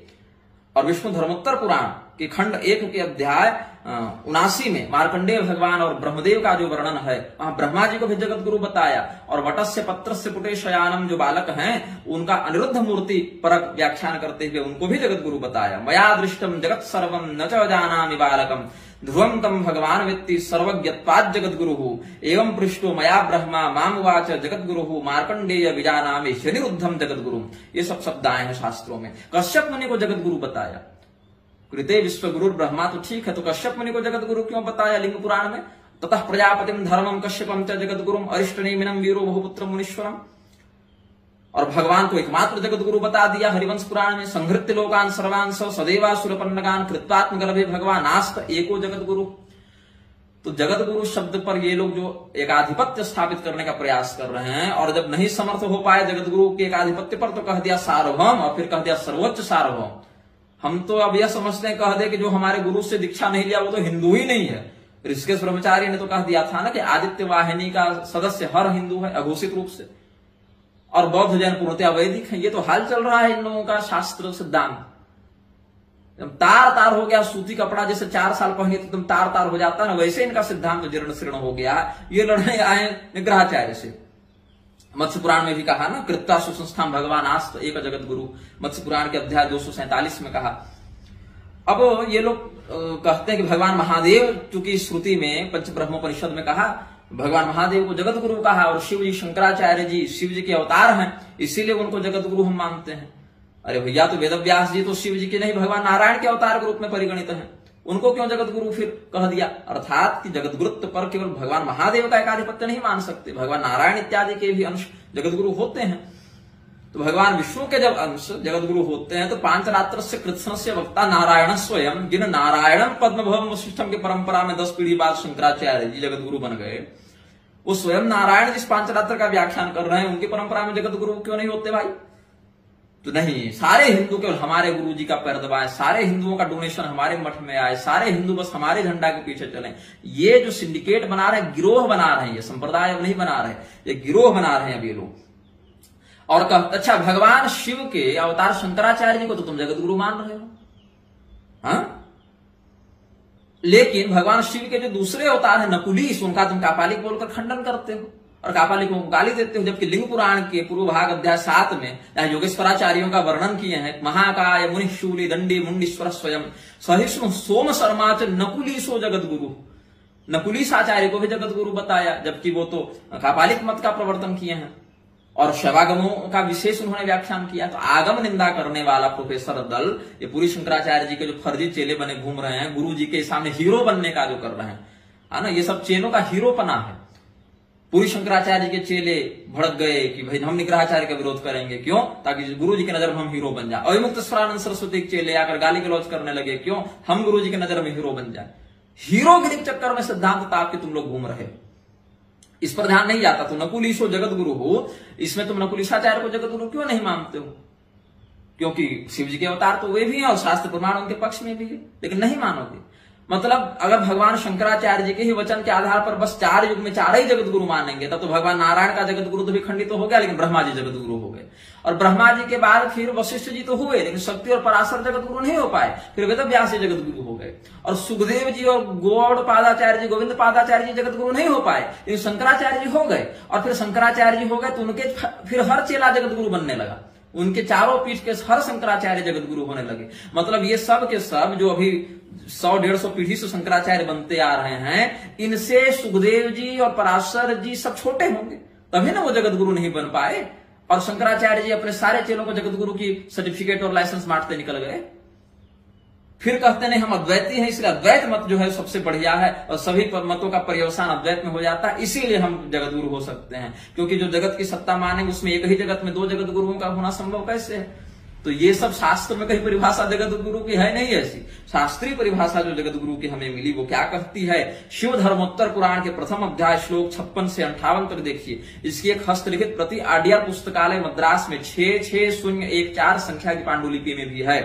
क्या कहता है? मंत्रौषधि निधि क्षेत्रम फलमूल रसक्रिया धर्म मार्गावताराय धर्मोष्टांग प्रकृततः प्रत्ययाष्टांगवादेन कामार्थाभिहता नृपान सनैर्धर्मेण युञ्जीत ज्ञान योगे पुनः क्रमात् एवं यः सर्वयत्नेन राजानं बोधयेत् बुधः जगत गुरु सविज्ञेयः सर्वलोकानुकंपनः। जगत गुरु की परिभाषा देखिए शिव धर्मोत्तर पुराण में। ये नहीं कहा कि शंकराचार्य जगत गुरु हैं, कि रामानुजाचार्य जगत गुरु हैं, कि वेदव्यास जगत गुरु हैं, कि प्रस्थांतरी प्रभाष्य लिखने वाला जगत गुरु है। नहीं, अष्टांग धर्म का जहां पर वर्णन है, अष्टांग धर्म को विधि पूर्वक समझकर जो राजा काम में अर्थ में लोलुप हो रहे हैं उनको वहां से निकालकर धर्म मार्ग में लगाने वाला जो ब्राह्मण है वो जगत गुरु कहलाता है। और राजाओं को शासन तंत्र का जो मार्गदर्शन करते हुए अष्टांग धर्म का व्याख्यान करके उनको अर्थ काम से निकालकर धर्म मोक्षान्वित मार्ग की ओर जो अग्रसर करे उसको जगत गुरु सविज्ञेय सर्वलोकानुकंपनः, सभी प्राणियों पर अनुग्रह करने वाला वह जगत गुरु कहलाता है। ये परिभाषा शास्त्र ने दी। लेकिन यहां क्या है? जगत गुरु सब नेताओं की चापलूसी में लगे हुए हैं और नेताओं को गाली देने के बाद फिर सिक्योरिटी पुलिस चाहिए। पूरी शंकराचार्य जी कह रहे थे कि सरकार ने जो होमगार्ड का जवाब दिया वो हम ही को मां बहन की गालियां देने लगा। लेकिन कहना फिर हम शासकों के भी शासक हैं। उस हवलदार पर FIR तक आज तक हुई कि नहीं ये कुछ पता नहीं। जीवन भर पूरी शंकराचार्य जी के चेले द्वारिका और ज्योतिष पीठाधीश्वर को गाली देते रहे हैं। स्वयं पूरी शंकराचार्य 10 जगह उनको आतंकवादियों का प्रश्रयकर्ता और ये सब कहते हैं कि अव्यवस्था का कारक बताते फिरे हैं। उस समय नहीं देखा गया कि दंडी सन्यासी की निंदा हो रही है। आज गोविंदानंद का प्रकरण हुआ तो वासुदेवानंद सरस्वती के समर्थक भी गोविंदानंद के सपोर्ट में आ गए, पूरी शंकराचार्य के समर्थक भी गोविंदानंद सरस्वती के सपोर्ट में आ गए। और गोविंदानंद के गुरु का पता ही नहीं है। कोई कहता है कि अमृतानंद जी के वो चेला है और कोई कहता है स्वरूपानंद जी के वो चेला है। उनका गुरु अभी संदिग्ध चल रहे हैं कि उन्होंने किसों से दंड संन्यास लिया। अब देखिए, तो शंकराचार्य परंपरा की बात हो गई। अब शंकराचार्य परंपरा में इतने जगत गुरु हो गए हैं, अब सबका तो संभव नहीं है वर्णन करना, लेकिन हम क्या कहते हैं, हाँ 8-10 बढ़िया जगत गुरुओं की लिस्ट निकाले हैं। जरा कहां चले गए ये लोग। हाँ, श्रीमद जगत गुरु शंकराचार्य, पहले तो इन्हीं का नाम लेंगे। कौन है? नरेंद्रानंद सरस्वती, काशी सुमेरु पीठ। आदि गुरु शंकराचार्य ने 4 पीठ बनाए, वो तो समझ में आता है, बनाए नहीं उद्धृत किए। और कांची का भी वर्णन मार्कंडेय संहिता, शिव रहस्य आदि से मिलता है। लेकिन काशी सुमेरु में करपात्री स्वामी जी ने जो 5वीं पीठ बना दी, उसका क्या है? तो कह दिया कि करपात्री स्वामी जी ने जो 5वीं पीठ बनाई ना, वो तो मठामनाय में वर्णित है। तो मठामनाय में भौतिक पीठ के रूप में नहीं, सूक्ष्म पीठ के रूप में वर्णित है सरकार। और यदि करपात्री स्वामी का कृत्य सही था तो कम से कम पूरी शंकराचार्य को कहना था ना कि 4 ही पीठ 4 आचार्य होते हैं, इसलिए करपात्री स्वामी ने गलत किया। कभी जिंदगी में पूरी शंकराचार्य जी ने नहीं कहा कि करपात्री स्वामी जी ने गलत किया। क्यों? वहां सिद्धांत नहीं बचाना है ना, मार्केट बचाना है। और जब द्वारिका शंकराचार्य जी का आप विरोध कर रहे हैं कि 2 पीठ पर एक आचार्य कैसे बैठ गया, तो साथ साथ ये भी कहना था ना कि 5वीं पीठ जो सुमेरु है उसको खंडित करो, वो गलत बन गई थी। लेकिन नहीं, मार्केट तैयार करना है सबों को। और जब आप 4 पीठ 4 आचार्य की बात पर इतनी निष्ठा रखते हैं, तो फिर आपको 2 पीठों से एक आचार्य का समर्थन नहीं लेना था ना, 5वीं पीठ पर 5वें शंकराचार्य का अभिषेक नहीं करना था ना। लेकिन वहां भी कर दिया। मार्केट बचाना है सबको। वाह रे इनके प्रोफेसर सन्मार्गी चेले, क्या मजा है इनके मुंह से खांसी तक निकल जाए अपने गुरु जी के इन कृत्यों पर। और हम कुछ कहते तो हमें गुरुद्रोही कहते हो तुम लोग। तो स्वामी नरेंद्रानंद सरस्वती जी महाभाग, जिनके परंपरा का अभिषेक पूरी शंकराचार्य जी करते आ रहे हैं, उनके गुरु परम गुरु परमेश्वर गुरु इत्यादि का संबंध बड़ा बढ़िया रहा है, बड़े लाडले प्यारे रहे हैं ये लोग, चिन्मयानंद सरस्वती जी इत्यादि पूरी शंकराचार्य जी के। 4 पीठ 4 आचार्य की बात करने के बाद भी इतना लाडला प्यारा हो गया सुमेरु पीठ के, वहां जाकर पूरी के शंकराचार्य अभिषेक करने लग गए। और हम लोग कुछ कहते हैं तो हम ही लोग पाखंडी और धूर्त हो जाते हैं। तो ये भी शंकराचार्य बने घूम रहे हैं। एक है स्वामी अमृतानंद देव तीर्थ, ये भी स्वयं को जगत गुरु शंकराचार्य बताते हैं। एक है त्रिकाल भवंता, बड़ा सा त्रिशूल लेके, सबका फोटो भी हम लगा देंगे, देख लीजिएगा, महापुरुषों का दर्शन कर लीजिएगा। त्रिकाल भवंता, ये जगत गुरु शंकराचार्य के साथ साथ पार्वत्याचार्य बनी भी घूम रही थी हरिद्वार में। एक कोई हेमानंद गिरी जूना अखाड़ा के सपोर्ट से बनी है, वही अवधेशानंद वाला जूना अखाड़ा। और नेपाल में जाकर एक पशुपतिनाथ पीठ की गठन करके और वहां पर शंकराचार्य बनी घूम रही है। एक रामचंद्रपुर मठ के हैं स्वामी राघवेश्वर भारती। अब इनका क्या है कि कोई एक ही जाति के ब्राह्मण, इसमें सभी ब्राह्मण नहीं, इस शंकराचार्य पीठ पर तो उसी जाति वाले का अधिकार है, मतलब ब्राह्मणों में सबका नहीं। कोई एक ह से कुछ नाम है, कर्नाटक के हैं ये लोग, ये रामचंद्रपुर मठ के हैं। तो इनका भी कहना है कि हम भी जगत गुरु शंकराचार्य हैं। अब ज्ञानी होंगे, धीर वाणी होंगे, है ना। अब हम इनके विषय में ज्यादा तो नहीं जानते, लेकिन शंकराचार्य तो ये भी अपने नाम के आगे लगाते हैं। शायद 25वें 36वें या कुछ ऐसे करके उस मठ के स्वयं को शंकराचार्य बताते हैं और कहते हैं आदि गुरु शंकराचार्य ने इस मठ की स्थापना की थी। एक देवानंद तीर्थ है कि देवानंद सरस्वती, वो इस्लाम को सबसे बढ़िया बताता चलता है, वो भी शंकराचार्य। एक अच्युतानंद तीर्थ, वो भी स्वयं को शंकराचार्य बताते। एक अधोक्षजानंद देव तीर्थ, उसका तो पूरी से ही झगड़ा चल रहा है। एक ज्ञानानंद तीर्थ, और इसके बाद एक जगत गुरु शंकराचार्य स्वामी राजराजेश्वराश्रम, एक स्वामी वासुदेवानंद सरस्वती का तो नाम हमें ले ही लिए, जगत गुरु शंकराचार्य नारायणानंद तीर्थ, ये सब के सब शंकराचार्य बने घूम रहे हैं ताबड़तोड़। और उनके चेलों के लिए ही सर्वोच्च सार्वभौम धर्म गुरु हो गए होंगे, जैसे कि बाकी चेले बताते घूमते हैं। तो ये तो दीमक लग गई है शंकराचार्य जी की परंपरा में। शंकराचार्य भगवान, रामानुजाचार्य भगवान ने जब संप्रदाय का उद्धार किया, भगवत भक्ति का ज्ञान वैराग्य परक मार्ग दिखाया, तो कुछ अनुशासन भी बताए। अनुशासन प्रसाद चला गया, एसी और सोफा, और महिलाएं भर गई आश्रमों में। महिलाओं को भी दीक्षा दे दो, सबको आश्रम में भर लो, सबको सन्यासिनी ब्रह्मचारिणी बना दो। और युक्तेश्वरानंद सरस्वती जी और सदानंद सरस्वती जी का और स्वरूपानंद सरस्वती जी का भी मठों में सन्यासिनियों को बनाना, ब्रह्मचारिणियों के नाम पर महिलाओं को रखना, ये सब भी हमें अशोभनीय कृत्य ही लगा है। बिल्कुल, विशेष करके कलयुग में तो और सतर्क रहना चाहिए। चाहे वो आपकी माता हो, बहन हो, बेटी हो, कोई मतलब नहीं भैया। आप बचा कर चलिए उतनी परंपरा। कोई स्थिति मत उत्पन्न होने दीजिए कि कल 10 व्यक्ति को विवाद करें या आपकी इसी कृत्य का बहाना लगाकर कोई व्यक्ति गलत काम कर बैठे। बिल्कुल नहीं। ये सब प्रवेश हुआ है वहीं से, अखाड़ों में सन्यासिनियों को दीक्षा दो, वेद पढ़ाओ और ये सब शुरू हो गया है वहीं से। एकदम गलत है ये सब, ये सबको बंद करना चाहिए। इतना पैसा है आप लोगों के पास, इतना है, दृढ़ वैराग्य हो गया था महिलाओं को, एक अलग ही आश्रम बना देते कि भैया तुम लोग वही भजन करो, अपना शबरी जी के समान, मीराबाई के समान, कर्माबाई के समान भक्ति तपस्या पूर्ण जीवन बिताओ। अपने आश्रम में रखना क्या जरूरी है, चाहे किसी भाव से रखे हो, क्या जरूरी है इस प्रकार से विकृति को जन्म देना परंपरा में। और रामानुज संप्रदाय में तो जो पैदा हो रहा है जगदेव गुरु बन जा रहा है, बाप रे बाप। वहां तो मतलब आप दीक्षा ले ली और सीधे जगत गुरु बन गए। भगवान रामानुजाचार्य जी की परंपरा में तो इतने जगत गुरु हैं, कुछ का नाम हम उसमें देखते हैं। एक तो श्रीमद जगत गुरु रामानुजाचार्य जगन्नाथाचार्य जी महाराज, श्रीमद जगत गुरु रामानुजाचार्य कौन है ये,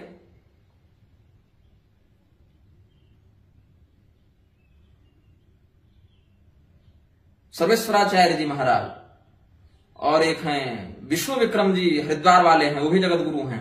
एक त्रिदंडी जगत गुरु हैं उद्धव प्रपन्नाचार्य जी, वो लेकिन उनका एक हाथ नहीं है।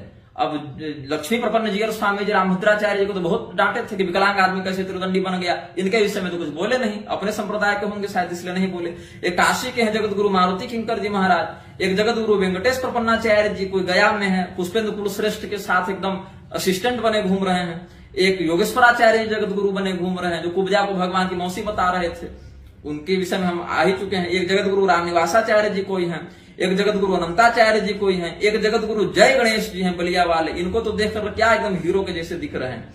एक हैं सर्वेश्वराचार्य इत्यादि का हम कह ही चुके आगे। एक हैं ऐसे जगत गुरु पुंडरीक जी भी कोई हैं, एक जगत गुरु रविश्वराचार्य जी हैं कोई छत्तीसगढ़ में, एक जगत गुरु चतुर्भुजाचार्य जी हैं, चतुर्भुज जी, एक जगत गुरु सूर्य नारायणाचार्य जी हैं, एक जगत गुरु अयोध्यानाथ जी हैं, एक जगत गुरु मुरारी नारायणाचार्य जी हैं, एक जगत गुरु ज्योति नारायणाचार्य जी हैं, एक जगत गुरु नारायणाचार्य जी हैं कोई काशी में। सब के सब जगत गुरु हैं, लोकल तो कोई पैदा ही नहीं हो रहा है, जो आ रहा है सो जगत गुरु। तब हमने थक कर कहा था दृष्टः प्रतिगृहम नेता ग्रामे ग्रामे जगत गुरु।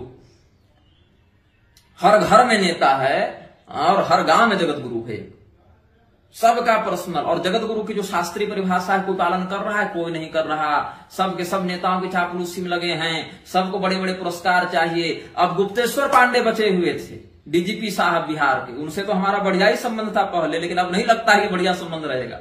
ये लक्ष्मी प्रपन्नाचार्य जी के शिष्य बन गए और एक ही महीना भी नहीं हुआ दीक्षा लिए हुए और सीधे जगत गुरु बन गए। कोई मुंडन भी नहीं, छौर भी नहीं, कुछ नहीं, सीधे आए और जगत गुरु बन गए। और साल में 12 महीना में 8 महीना तो विदेशे में घूमना है इन सरकार को। और लक्ष्मी प्रपन्नाचार्य जी के विषय में एक अखबार में पढ़ने को मिला कि त्रिदंडी स्वामी जी ने उनको मृत्यु से पूर्व अपना त्रिदंड दिया था, और त्रिदंडी स्वामी जी का जब देहावसान हुआ, परमपद गमन हुआ, तो उनका जो अंतिम संस्कार किया जा रहा था, वहां जिन महानुभावों ने अंतिम संस्कार किया, उन्हीं के माध्यम से हमें सूचना मिली कि आप उनका त्रिदंड उनके साथ ही भूगर्भ में समाहित किया गया था। तो फिर वो कौन सा त्रिदंड इनको दे दिए थे हमें नहीं पता। और लक्ष्मी प्रपन्नाचार्य जी जीयर स्वामी के नाम से जो बिहार में चल रहे हैं, इतने बड़े सिंडिकेट वाले, इतना नेता मंत्री और जमींदारों से और पैठ पैरवी है कि उनके विरुद्ध कोई कुछ बोल नहीं सकता। तो जिसको मनती इसको सब जितने रिश्तेदार हैं सब उनके जगत गुरु हैं। जगत गुरु से नीचे तो कोई बन ही नहीं रहा है उस संप्रदाय में। आप बताइए, गुप्तेश्वर पांडे जब जगत गुरु बने, कोई छौर नहीं, कोई तिथि नहीं, कोई मुंडन नहीं, कुछ संस्कार विधिवत हमको तो नहीं जानकारी मिली। एक पुरस्चरण तक मूल मंत्र का आप नहीं किए, एक प्रकरण ग्रंथ तक गुरु मुख से आपने अधीत नहीं किया, अपनी परंपरा के 10 पूर्वाचार्यों का नाम और सिद्धांत आपको ढंग से नहीं ज्ञात, और सीधे बन गए जगत गुरु। उसमें भी जीवन भर पुलिस लाइन में रहे। पुलिस लाइन में क्या सच है, क्या झूठ है, क्या नेता है, क्या मंत्री है, क्या धर्म है, क्या अधर्म है, सब जान रहे हैं। रिटायर इधर हुए, अच्छी सेवानिवृत्ति लिए, उसके बाद सीधे कथा वाचन करने लगे, और सीधे व्यासपीठ से फिर जगत गुरु बन गए। इतना ताबड़तोड़ प्रमोशन रे बाप। उसके बाद अब ऐसे लोग जगत गुरु बने तो क्या कहेंगे, अब जगत गुरु है तो जाकर प्रणाम करें हम लोग ऐसे लोगों को, साष्टांग दंडवत तो हो जाए। थोड़ा सा परंपरा को बचने दीजिए, थोड़ा सा। जिसको मन इसको उठा के जगत गुरु बना देना। अरे जिसको अभी 10 साल 20 साल शिष्य बनना था, ब्राह्मण अगर आए दीक्षा लेने तो 1 वर्ष उसकी परीक्षा लो, यहां तो 1 महीना दीक्षा लिए नहीं बना, अभी आप 10 साल शिष्य बनने की ट्रेनिंग लेते, आप जगत गुरु बन के बैठे हैं और सारे लोग चुप हैं। संत सम्मेलन में आपको जाना है। कल स्वामी विद्याभास्कर जी महाराज से और स्वामी त्रिदंडी स्वामी गोपालाचार्य जी महाराज से हमारी फोन पर वार्ता हुई थी। दोनों महानुभावों ने ही फोन किया था, अनुग्रह किया था, क्योंकि हम सामने से फोन इसलिए नहीं करते क्योंकि पता नहीं स्वामी जी किस मंच पर हैं, कहाँ क्या साधना में, तो डिस्टर्ब होंगे। तो वही लोग जब फोन करते हैं सामने से तो हम वार्ता करते हैं, कुछ शास्त्रीय परिचर्चा होती है। तो विद्याभास्कर स्वामी जी और स्वामी त्रिदंडी स्वामी गोपालाचार्य जी से बात हुई थी। अब उसके बाद किसी व्यक्ति ने हमें एक फोटो भेज दिया, गुप्तेश्वर पांडे और त्रिदंडी स्वामी गोपालाचार्य जी किसी संत सम्मेलन में जा रहे हैं और कहा महाराष्ट्र में कहीं जा रहे हैं। वहां पर ये भी पहुंच रहा है संत के नाम पर, जो इंद्रदेवेश्वरानंद है वृंदावन वाला, यज्ञपीठाधीश्वर कहता है, जो हड्डी नहीं चटवा रहा था मधु में कैल्शियम बढ़वाने के लिए और पैर में स्वस्तिक बनाकर जो पूजवा रहा था, वो भी संत बनकर पहुंच रहा है। एक कोई आर्य समाजी हैं, कोई क्या नाम है, संपूर्णानंद या क्या, हरियाणा वाले, वो भी पहुंच रहे हैं। ये सब संत क्यों? फर्जी शंकराचार्यों के मध्य, फर्जी पाखंडी ऐसे लोगों के मध्य क्या आवश्यकता है आपको जाने की? स्वामी राघवाचार्य जी महाराज का फोटो भेज भेज कर लोग हमको कहते रहते हैं, देखिए मुरारी के साथ मिल रहे हैं, तो चिदानंद मुनि के साथ मिल रहे हैं, तो इसके साथ। हमने कई बार फोन पर महानुभावों से कहा, आप लोग जब शास्त्र पढ़े हैं, शास्त्र निष्ठा रखते हैं, समाज आपको महापुरुष के रूप में जानता है, मानता है, पहचानता है, प्रणिपात करता है, आपके पास न ज्ञान की कमी है, न धन की कमी है, न गुरु परंपरा का अभाव है, तो ऐसे लोगों के साथ उठना बैठना ही क्यों है? क्या आवश्यकता है? अब स्वामी राघवाचार्य जी ने तो स्पष्ट कह दिया आमने सामने भी और फोन पर भी कि देखिए हमारा पूर्व का संबंध है, इन लोगों से परिचय है, तो कोई बुलाता है तो हम मना नहीं कर पाते। यही लोग यही उत्तर दिए, बाकी भी लोगों ने यही उत्तर हमें दिया कि हम मना नहीं कर पाते, पूर्व काल का परिचय है तो चले जाते हैं। लेकिन जब शास्त्रीयता की बात आएगी तो हम मंच से शास्त्रीयता का ही समर्थन करेंगे, अशास्त्रीयता का प्रसारण हम नहीं करते। ये बात तो ठीक भी है, मंच से शास्त्रीयता का प्रसारण नहीं करते। लेकिन क्या होता है आदरणीय कि जब आप ऐसा कुछ करते हैं तो समाज वाले 10 व्यक्ति आप ही के चित्र और वीडियो का माध्यम बनाकर हम लोगों का विरोध करते हैं कि तुम्हारे जगत गुरु ऐसा कर रहे हैं, तुम्हारे ऐसे कर रहे हैं, तुम इनका विरोध नहीं करते, उनके विषय में नहीं बोलते, ऐसा करते वैसा करते। तो इन पाखंडियों का ही बल बढ़ता है। जब आपका देहावसान होगा, अब ये तो नहीं कहेंगे कि आपको लेने यमदूत आएंगे, क्योंकि यमराज कति संति है शास्त्रारो जो कहे हैं, धर्मम तो साक्षात भगवत प्रणीतम और वेद प्रणहितो धर्मो ह्यधर्मस्तद्य पर्यय वेदो नारायण साक्षात स्वयं बोरते सुश्रमा। तो उसमें कहे ना, स्वजन परिवेक्षपाश हस्तम वदत यमः किरतस्य कर्णमूले परिहर भगवत कथा स्मत्तान प्रभुरः मंजन नाम वैष्णवानाम। जो पद्म पुराण में और कहा विष्णु पुराण में भी, भागवत का भी प्रकरण इसमें समर्थन करता है कि हम विष्णु भक्तों के नहीं सामान्य जनों के स्वामी हैं, इसलिए यमदूतों तुम विष्णु भक्तों से दूर रहना। तो विष्णु भक्त ही आएंगे आप लोगों के लिए, लेकिन उस स्थिति में भी भगवान विष्णु का प्रत्यक्ष विग्रह है शब्द शास्त्र, प्रत्यक्ष विग्रह है शब्द ब्रह्म है धर्मशास्त्र। तो धर्मशास्त्रों का जो व्यक्तित्व स्पष्ट विरोध करे, विहिंसन करे, ऐसे व्यक्तियों से दूर रहिए। ऐसे व्यक्तियों के पास आना ही जाना नहीं है। ऐसे व्यक्तियों के साथ अगर आप मंच साझा करेंगे, प्रेम व्यवहार करेंगे, तो इससे बहुत गलत संदेश समाज में जाएगा और पाखंडियों को पहचानने में लोग विलंब करेंगे। तो हम यही, कोई भी महापुरुष हो, यहां तक कि पूरी शंकराचार्य जी से भी हम कहेंगे आपको हमसे नहीं मिलना है, आपके चेले हमें नालायक समझते हैं, कोई बात नहीं, होंगे हम नालायक आपकी दृष्टि में, लेकिन अगर हम नालायक हैं तो मोरारी बापू कौन से लायक हैं? हमने कुछ भी गलत किया होगा सरकार, लेकिन श्मशान की अग्नि से तो किसी का विवाह नहीं करा दिया, वर्णाश्रम का विरोध तो नहीं किया। पुष्पेंद्र कुलश्रेष्ठ, मोहन भागवत, मुरारी बापू, अवध ओझा, ये सब जितने हैं वामपंथी विचारधारा के लोग, पुष्पेंद्र कुलश्रेष्ठ भी बाहर से हिंदू है, मनोज मुंशीर जैसा, लेकिन अंदर से सारे लोग धर्मशास्त्रों के विरुद्ध ही कार्य करते हैं। किसी को अगर धर्मशास्त्रीय निष्ठा का प्रदर्शन करने कहा जाए तो कोई नहीं करेगा। इन लोगों से आप मिलने के लिए समय दे रहे हैं और कोई शास्त्रीय चर्चा करना चाहता, आपके पास समय नहीं है।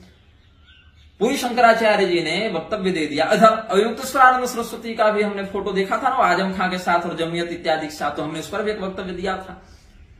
तो ऐसा नहीं, ये सब गलत हम अपनी दृष्टि में समझते हैं। हाँ, किसी मंच पर किसी सभा में एक दो बार ऐसा किसी से टकरा जाना, मुलाकात हो जाना स्वाभाविक है। अब सबको समाज में रहना, धरती छोड़ के कोई थोड़ी चला जाएगा, लेकिन राग पूर्वक ऐच्छिक रूप से किसी संदिग्ध और धार्मिक व्यक्तित्व के साथ मंच साझा करना, हम ये नहीं कहते हमारे साथ कीजिए, हमको मत चढ़ने दीजिए अपने मंच पर, हमारे मंच पर मत आइए, कोई हमारा बहिष्कार कर दीजिए ना। अरे आपका शरीर भी कोई अमृत पीकर थोड़े आया है, हमारा भी थोड़े आया है, कर दीजिए बहिष्कार। लेकिन कम से कम जिनका पाप हमारी अपेक्षा आपको अधिक क्लिष्ट दिखे, ऐसे पाखंडियों से तो आपको अवश्य ही दूर रहना चाहिए। चाहे किसी संप्रदाय के कोई आचार्य हो, उनको इतनी अपनी गरिमा का सम्मान, अपने शिष्यों के मन में विभ्रम उत्पन्न न हो, इसका सम्मान तो करना ही चाहिए। न बुद्धि भेदम जनयेद ज्ञानाम कर्म संज्ञानाम दोषयेत सर्व कर्माणि विद्वान युक्त समाचरण, इसका तो ध्यान रखना ही चाहिए सबों को। लेकिन अब क्या है कि सबको जगत गुरु बनना है। किसी भी परंपरा का आश्रय लेकर, किसी भी झंडा के नीचे आकर हमको पहले जगत गुरु बना दो, यही लोभ सबके अंदर व्याप्त हो गया है। चाहे वो पंचकेशी है, अब रत्नेश प्रपन्नाचार्य जी का भी एक व्यक्ति नाम ले रहे थे, हमने कहा कि उनका तो कोई ऐसा वक्तव्य हमने अभी तक नहीं देखा है जो बिल्कुल शास्त्र के विरुद्ध जा रहा हो। तब बोले नहीं, वो पंचकेशी पंचछौरी वाली बात, हम उसमें तो आपत्ति बन रही है उनकी, या तो बिल्कुल ही पंचकेशी रहे या तो बिल्कुल ही पंचछौरी रहे, लेकिन आधा अधूरा तो ऐसे हमारी दृष्टि में तो शास्त्रीय नहीं है, शोभनीय नहीं है। तो कहने का भाव है कि कथावाचक में, जगत गुरु में एक वेशगत, व्यवहारगत और योग्यतागत भेद तो होना ही चाहिए। ये हर परंपरा में होना चाहिए। हर परंपरा का व्यक्ति अपने गुरु को सर्वोच्च बताता है, ठीक है, लेकिन गुरु को धर्म के अनुसार चलना है। गुरु के कथन शास्त्र के अनुसार होने चाहिए। शास्त्र और धर्म गुरु के अनुसार नहीं चलते, क्योंकि ऐसे में तो हर व्यक्ति अपना अपना गुरु बनाकर घूमेगा और उसका गुरु जो कह दे वही शास्त्र, वही धर्म और एक दूसरे को मारते पीटते चलेंगे। तो ये उचित मार्ग नहीं है। ये सज्जनों का, सत्पुरुषों का, विपश्चितों का मार्ग ये नहीं है। पूरी शंकराचार्य जी ने एक वक्तव्य दिया था आगरा में कि उद्भव, स्थिति, संहार, निग्रह, अनुग्रह ये भगवान की शक्तियां हैं, इसीलिए निग्रहाचार्य भगवान हैं, कोई और दूसरा नहीं। और वही पूरी शंकराचार्य जी का दूसरा बयान हमने देखा, जहां कह रहे हैं कि मनुष्य अपनी वैकल्पिक प्रज्ञा इत्यादि का प्रयोग करके कुछ विशिष्ट यंत्र में डाल दे तो वही महायंत्र बन जाता है और उद्भव, स्थिति, संहार, निग्रह, अनुग्रह में भी दक्ष हो जाता है। तब हमने कहा था कि भगवान निग्रह शक्ति से युक्त होकर निग्रहाचार्य हो सकते हैं और मशीन तक निग्रह कर ले रही है। तब जब जड़ मशीन तक निग्रह कर ले रही तो निग्रहाचार्य से आपको क्या समस्या है भाई? तब उनके चेले उठ खड़े हुए कुछ अधकचरे ज्ञानी कहने लगे कि तुम तो श्री यंत्र का अपमान कर रहे हो। शंकराचार्य जी ने यंत्र कहा, तुमने मशीन समझ लिया, और तुम तो इतने मूर्ख हो कि यंत्र का अर्थ श्री यंत्र होता है ये भी नहीं समझे। अरे मूर्खों, वहां पर श्री यंत्र का उन्होंने शब्द का प्रयोग किया क्या? मंत्र, तंत्र, यंत्र, ये जो यंत्रो विग्रह कल्पना जो है, यंत्र देवता के विग्रह की कल्पना है, वो उनका एक प्रारूप है। ये जो है वो अलग है। ये मशीन वाला यंत्र बता रहे हैं तुम्हारे गुरुदेव। जब 10 बार कहते हैं महायंत्र प्रवर्तनम, जब कहते हैं तो क्या कहते हैं? एटम का युग, रॉकेट का युग, कंप्यूटर का युग, उसमें महायंत्रों का प्रवर्तन, ये वो कहते हैं। अपने गुरु का प्रवचन ढंग से सुन लो ना तुम लोग जो निग्रहाचार्य से लड़ने आए हो। हमारा जो फोटो एडिट करके गधा पर बैठा रहे हो हमको, वही समय अपने गुरु जी का प्रवचन सुन लेता। गुरु जी कहते हैं महायंत्र प्रवर्तनम, जो कहते हैं कि वहां महायंत्र का अर्थ श्री यंत्र इत्यादि नहीं है जो महायंत्रों को गाली देते रहते हैं। वो इन्हीं machine, rocket, science, computer, atom, परमाणु और गाड़ी घोड़ा मोटर को ही कहते रहते हैं। घोड़ा नहीं, मतलब ऐसे ही समझ लो भाव। ये न यांत्रिकी जो मशीन है उनको कहते रहते हैं। ये उनका भाव है। अपने गुरु के 2 लाइन समझने की औकात नहीं तुम्हारी और आए हो निग्रहाचार्य का खंडन करने के लिए। तो फिर हमने कहा कि मनुष्य का बनाया यंत्र तक निग्रह कर ले रहा है और भगवान तो फिर निग्रह कर ही ले रहे हैं, लेकिन निग्रहाचार्य से बड़ी समस्या है। तो वदतो व्याघात स्वयं में गुरु जी का देखने को मिल जा रहा है। उसके बाद देख लिए वक्तव्य में कह रहे हैं कि इलेक्ट्रॉन, प्रोटॉन, न्यूट्रॉन, ये सात्विक, राजस, तामस कहते हैं। गीता का 18वां अध्याय में देख लो। 18वें अध्याय में क्या देखें? बुद्धि का जो प्रकरण देखें 18वें अध्याय में कि जो तामसी बुद्धि का लक्षण है, अधर्मं धर्ममिति या मन्यते तमसा वृता सर्वार्थान विपरीताश्च बुद्धि सा पार्थ तामसी। अधर्म को ही धर्म और धर्म को ही अधर्म मान लो, वो तामसी बुद्धि है। और जया धर्मम अधर्मम च कार्यम चा कार्यमेव च अयथावत् प्रजानाति बुद्धि सा पार्थ राजसी। और जिसमें धर्म अधर्म को ठीक ठीक समझने की, निर्णय लेने की क्षमता न हो, राजसी बुद्धि है। और सात्विक बुद्धि तो प्रवृत्तिम च निवृत्तिम च कार्याकार्य भया भय बंधम मोक्षम च या व्यक्ति बुद्धि सा पार्थ सात्विकी। जो प्रवृत्ति, निवृत्ति, क्या कर्तव्य है क्या अकर्तव्य है, इसमें जो विवेक रखती है, ऐसी सात्विकी बुद्धि है। तो इलेक्ट्रॉन, प्रोटॉन, न्यूट्रॉन कहां से उसमें आ गए? Proton, neutron, electron. फिर तो सात्विक, राजसी, तामसी इस गुणों का अधिष्ठान व्याप्त होने से भगवान नारायण, भगवान ब्रह्मा, भगवान शिव को भी कह देंगे कल कि इलेक्ट्रॉन से बने हैं ब्रह्मा जी और न्यूट्रॉन से बने हैं शिव जी और प्रोटॉन से बने हैं भगवान विष्णु, ये कह देंगे आप। अणु, परमाणु इत्यादि शब्दों का प्रयोग करते तो समझ में बात आती है। आप सात्विक, राजस, तामस को कहा? सत्वं रजस्तम इति गुणाः प्रकृति संभवा निबधनन्ति महाबाहो देहे देहिनम अव्ययम् अव्यय देही को व्याप्त करते हैं। ये तो कौन सा इलेक्ट्रॉन प्रोटॉन न्यूट्रॉन अव्यक्त अव्यय देही को व्याप्त कर रहा है भाई। तत्र सत्व निर्मलत्वात् प्रकाशकमनामयम् सुख संगेन बधनाति ज्ञान संगेन चानघ। सात्विक के कारण सुख होता है, ज्ञान होता है। तो क्या शरीर में जब केवल मान लेते हैं अगर प्रोटॉन को आप कहें सात्विक, तो क्या केवल प्रोटॉन प्रोटॉन प्रोटॉन पूरे शरीर में बढ़ जाए तो सुख बढ़ जाता है। और रजो रागात्मकं विद्धि तृष्णा संग समुद्भवम् तन्निबध्नाति कौन्तेय। तो क्या जब रजोगुण केवल व्याप्त हो जाए, तृष्णा का बाहुल्य हो जाए, उस स्थिति में केवल इलेक्ट्रॉन व्याप्त हो जाएगा हमारे शरीर में। ये विज्ञान है आपका। तो चेले उठाकर आ जाते हैं, मुंह कहते हैं गुरु जी की बात को समझने का तुम्हारे अंदर सामर्थ्य नहीं। वाह गुरु जी की बात विलक्ष तक समझ ले रहे हैं। कहते हैं वर्ल्ड बैंक वाले, नासा वाले आकर हमसे ट्रेनिंग लेकर गए, समाधान लेकर गए, वो विलक्ष समझ ले रहे हैं। तुम्हारे जैसे टुटपुंजिए चेले समझ ले रहे हैं, लेकिन हम ही लोग समझ नहीं पा रहे हैं। गुरु जी इतना गूढ़ बोल दे रहे हैं। वाह गुरु जी और वाह गुरु जी के चेले। इलेक्ट्रॉन प्रोटॉन न्यूट्रॉन को सात्विक राजस बता रहे हैं। तमस्व ज्ञानजम विद्धि मोहरम सर्वदेहिनाम प्रमाद आलस्य निद्राभिस्तन निबध्नाति भारत। तो क्या जब प्रमाद होता है, आलस्य होता है, तो केवल यही सब जो भी इलेक्ट्रॉन प्रोटॉन न्यूट्रॉन है उसमें जो तमोगुण वाला है वही व्याप्त हो जाता है। प्रोटॉन या न्यूट्रॉन या इलेक्ट्रॉन केवल शरीर में भर जाता है, तब नींद और आलस्य लगते हैं। कौन सा व्यक्ति दार्शनिक धरातल पर भी इस बात को समझेगा और मान लेगा शास्त्रीय परंपरा में? लेकिन नहीं, गुरु जी के मुख से कुछ भी कह देना है और चेलों को लग जाना है लाठी लेकर के हमारे गुरु जी जो कह दिया तो सर्वोच्च है भैया, सार्वभौम है। लेकिन वही सर्वोच्च सार्वभौम जब दो पीठों पर एक आचार्य का विरोध करते हैं, तब वो दो पीठों पर एक आचार्य का तुम लोग विरोध करने का साहस नहीं कर पाते और नहीं पूछ पाते कि गुरु जी फिर आपने दो पीठों से एक आचार्य का समर्थन कैसे लिया था? गुलाम हो तुम लोग, क्या चेला बनेगा तुम लोग? शिष्य तो जीवन भर में नहीं आएगा तुम लोगों का। आंख कान जितने ज्ञानेंद्रियां हैं ना, वो सब के सब जो है सो निष्क्रिय हो चुके हैं तुम लोगों की। कोई विवेक बुद्धि काम नहीं करती तुम लोगों की। हिंदू राष्ट्र का संविधान बन रहा है, यूट्यूब में हमने देखा क्या, तो योगेश मिश्र हिंदू राष्ट्र का संविधान बनाने पर लगे हुए हैं। अब योगेश मिश्र जो हैं वो क्या हैं, कितने बड़े बौद्धिक हैं, तो भगवती राधा को काल्पनिक बताते रहते हैं।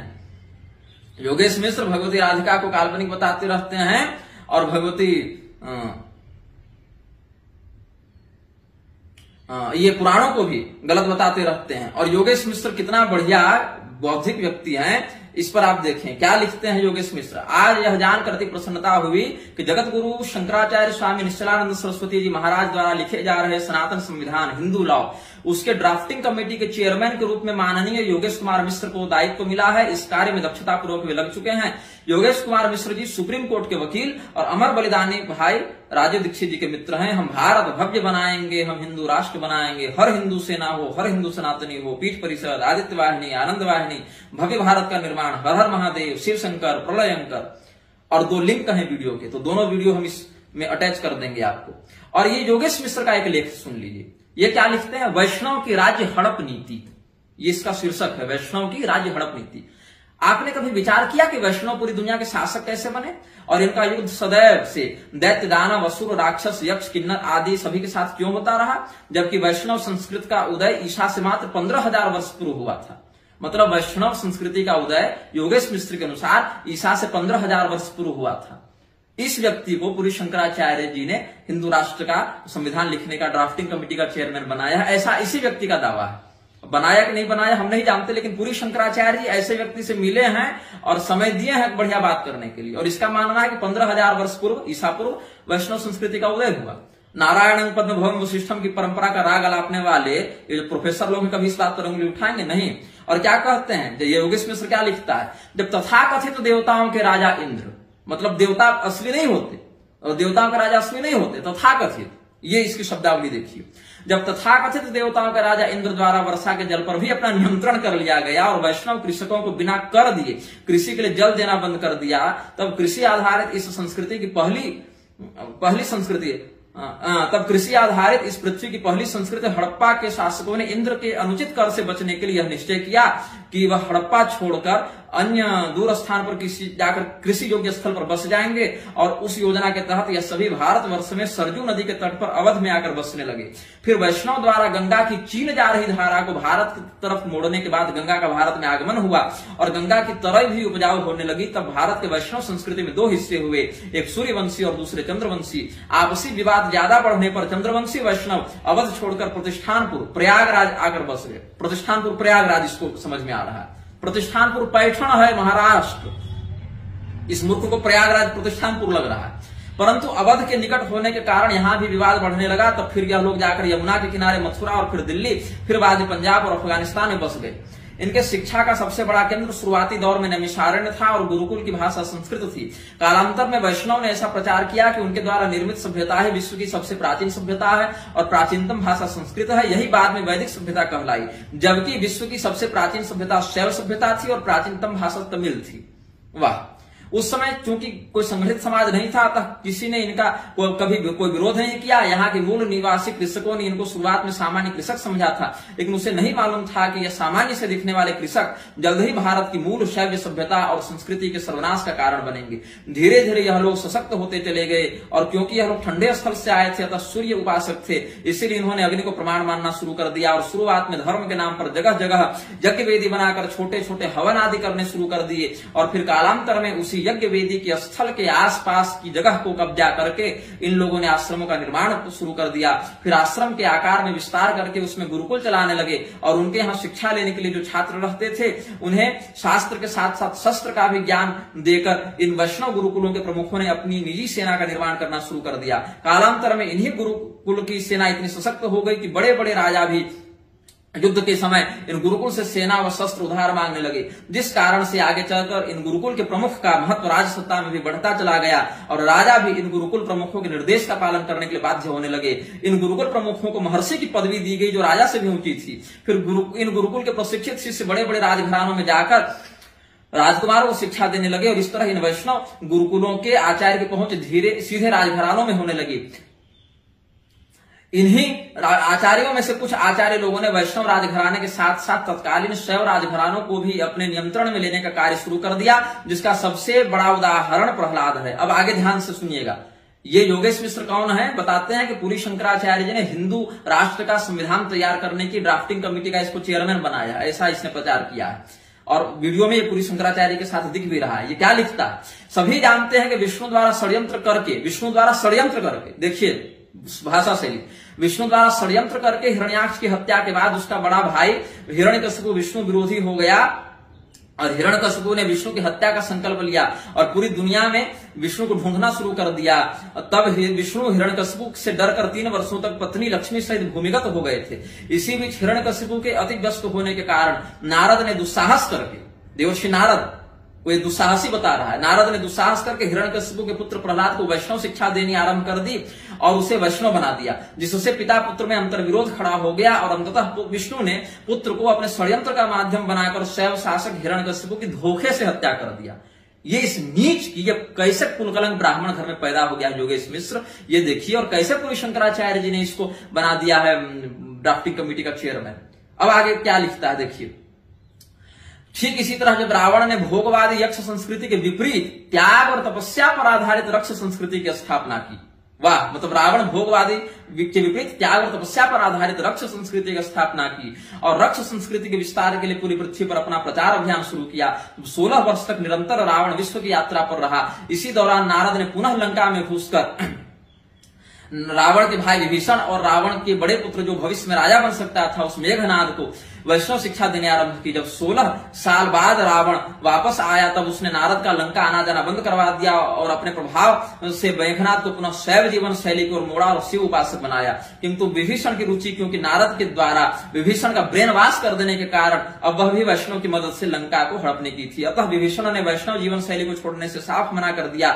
इसी के परिणाम स्वरूप राम रावण युद्ध के समय विभीषण ने वैष्णव अवतार कहे जाने वाले भगवान राम के साथ मिलकर उसके पुत्र रावण की उसके पुत्र सहित हत्या करवा दी और रावण का राज्य ही नहीं उसकी पत्नी और संपत्ति भी राम के प्रभाव से हड़प ली।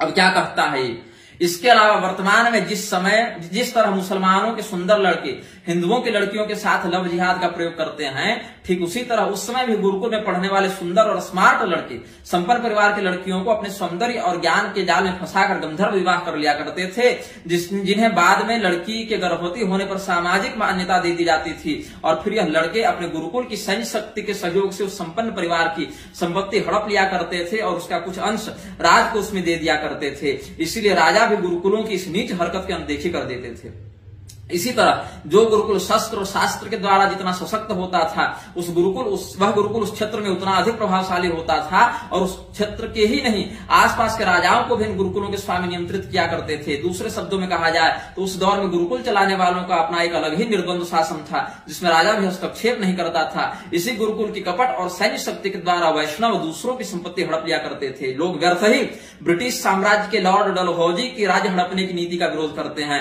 क्योंकि वैष्णवों के पूर्वज भी तो यही किया करते थे। इसी नीति के तहत ही तो सक्षम वैष्णव शासकों के द्वारा अश्वमेध यज्ञ किए जाते थे। योगेश कुमार मिश्र, संस्थापक सनातन ज्ञानपीठ, ज्योतिष एवं आध्यात्मिक शोध संस्थान, इस नीच ने लिखा है कि ब्रिटिश साम्राज्य के लॉर्ड डलहौजी को राज्य हड़पने की नीति का विरोध करना गलत है।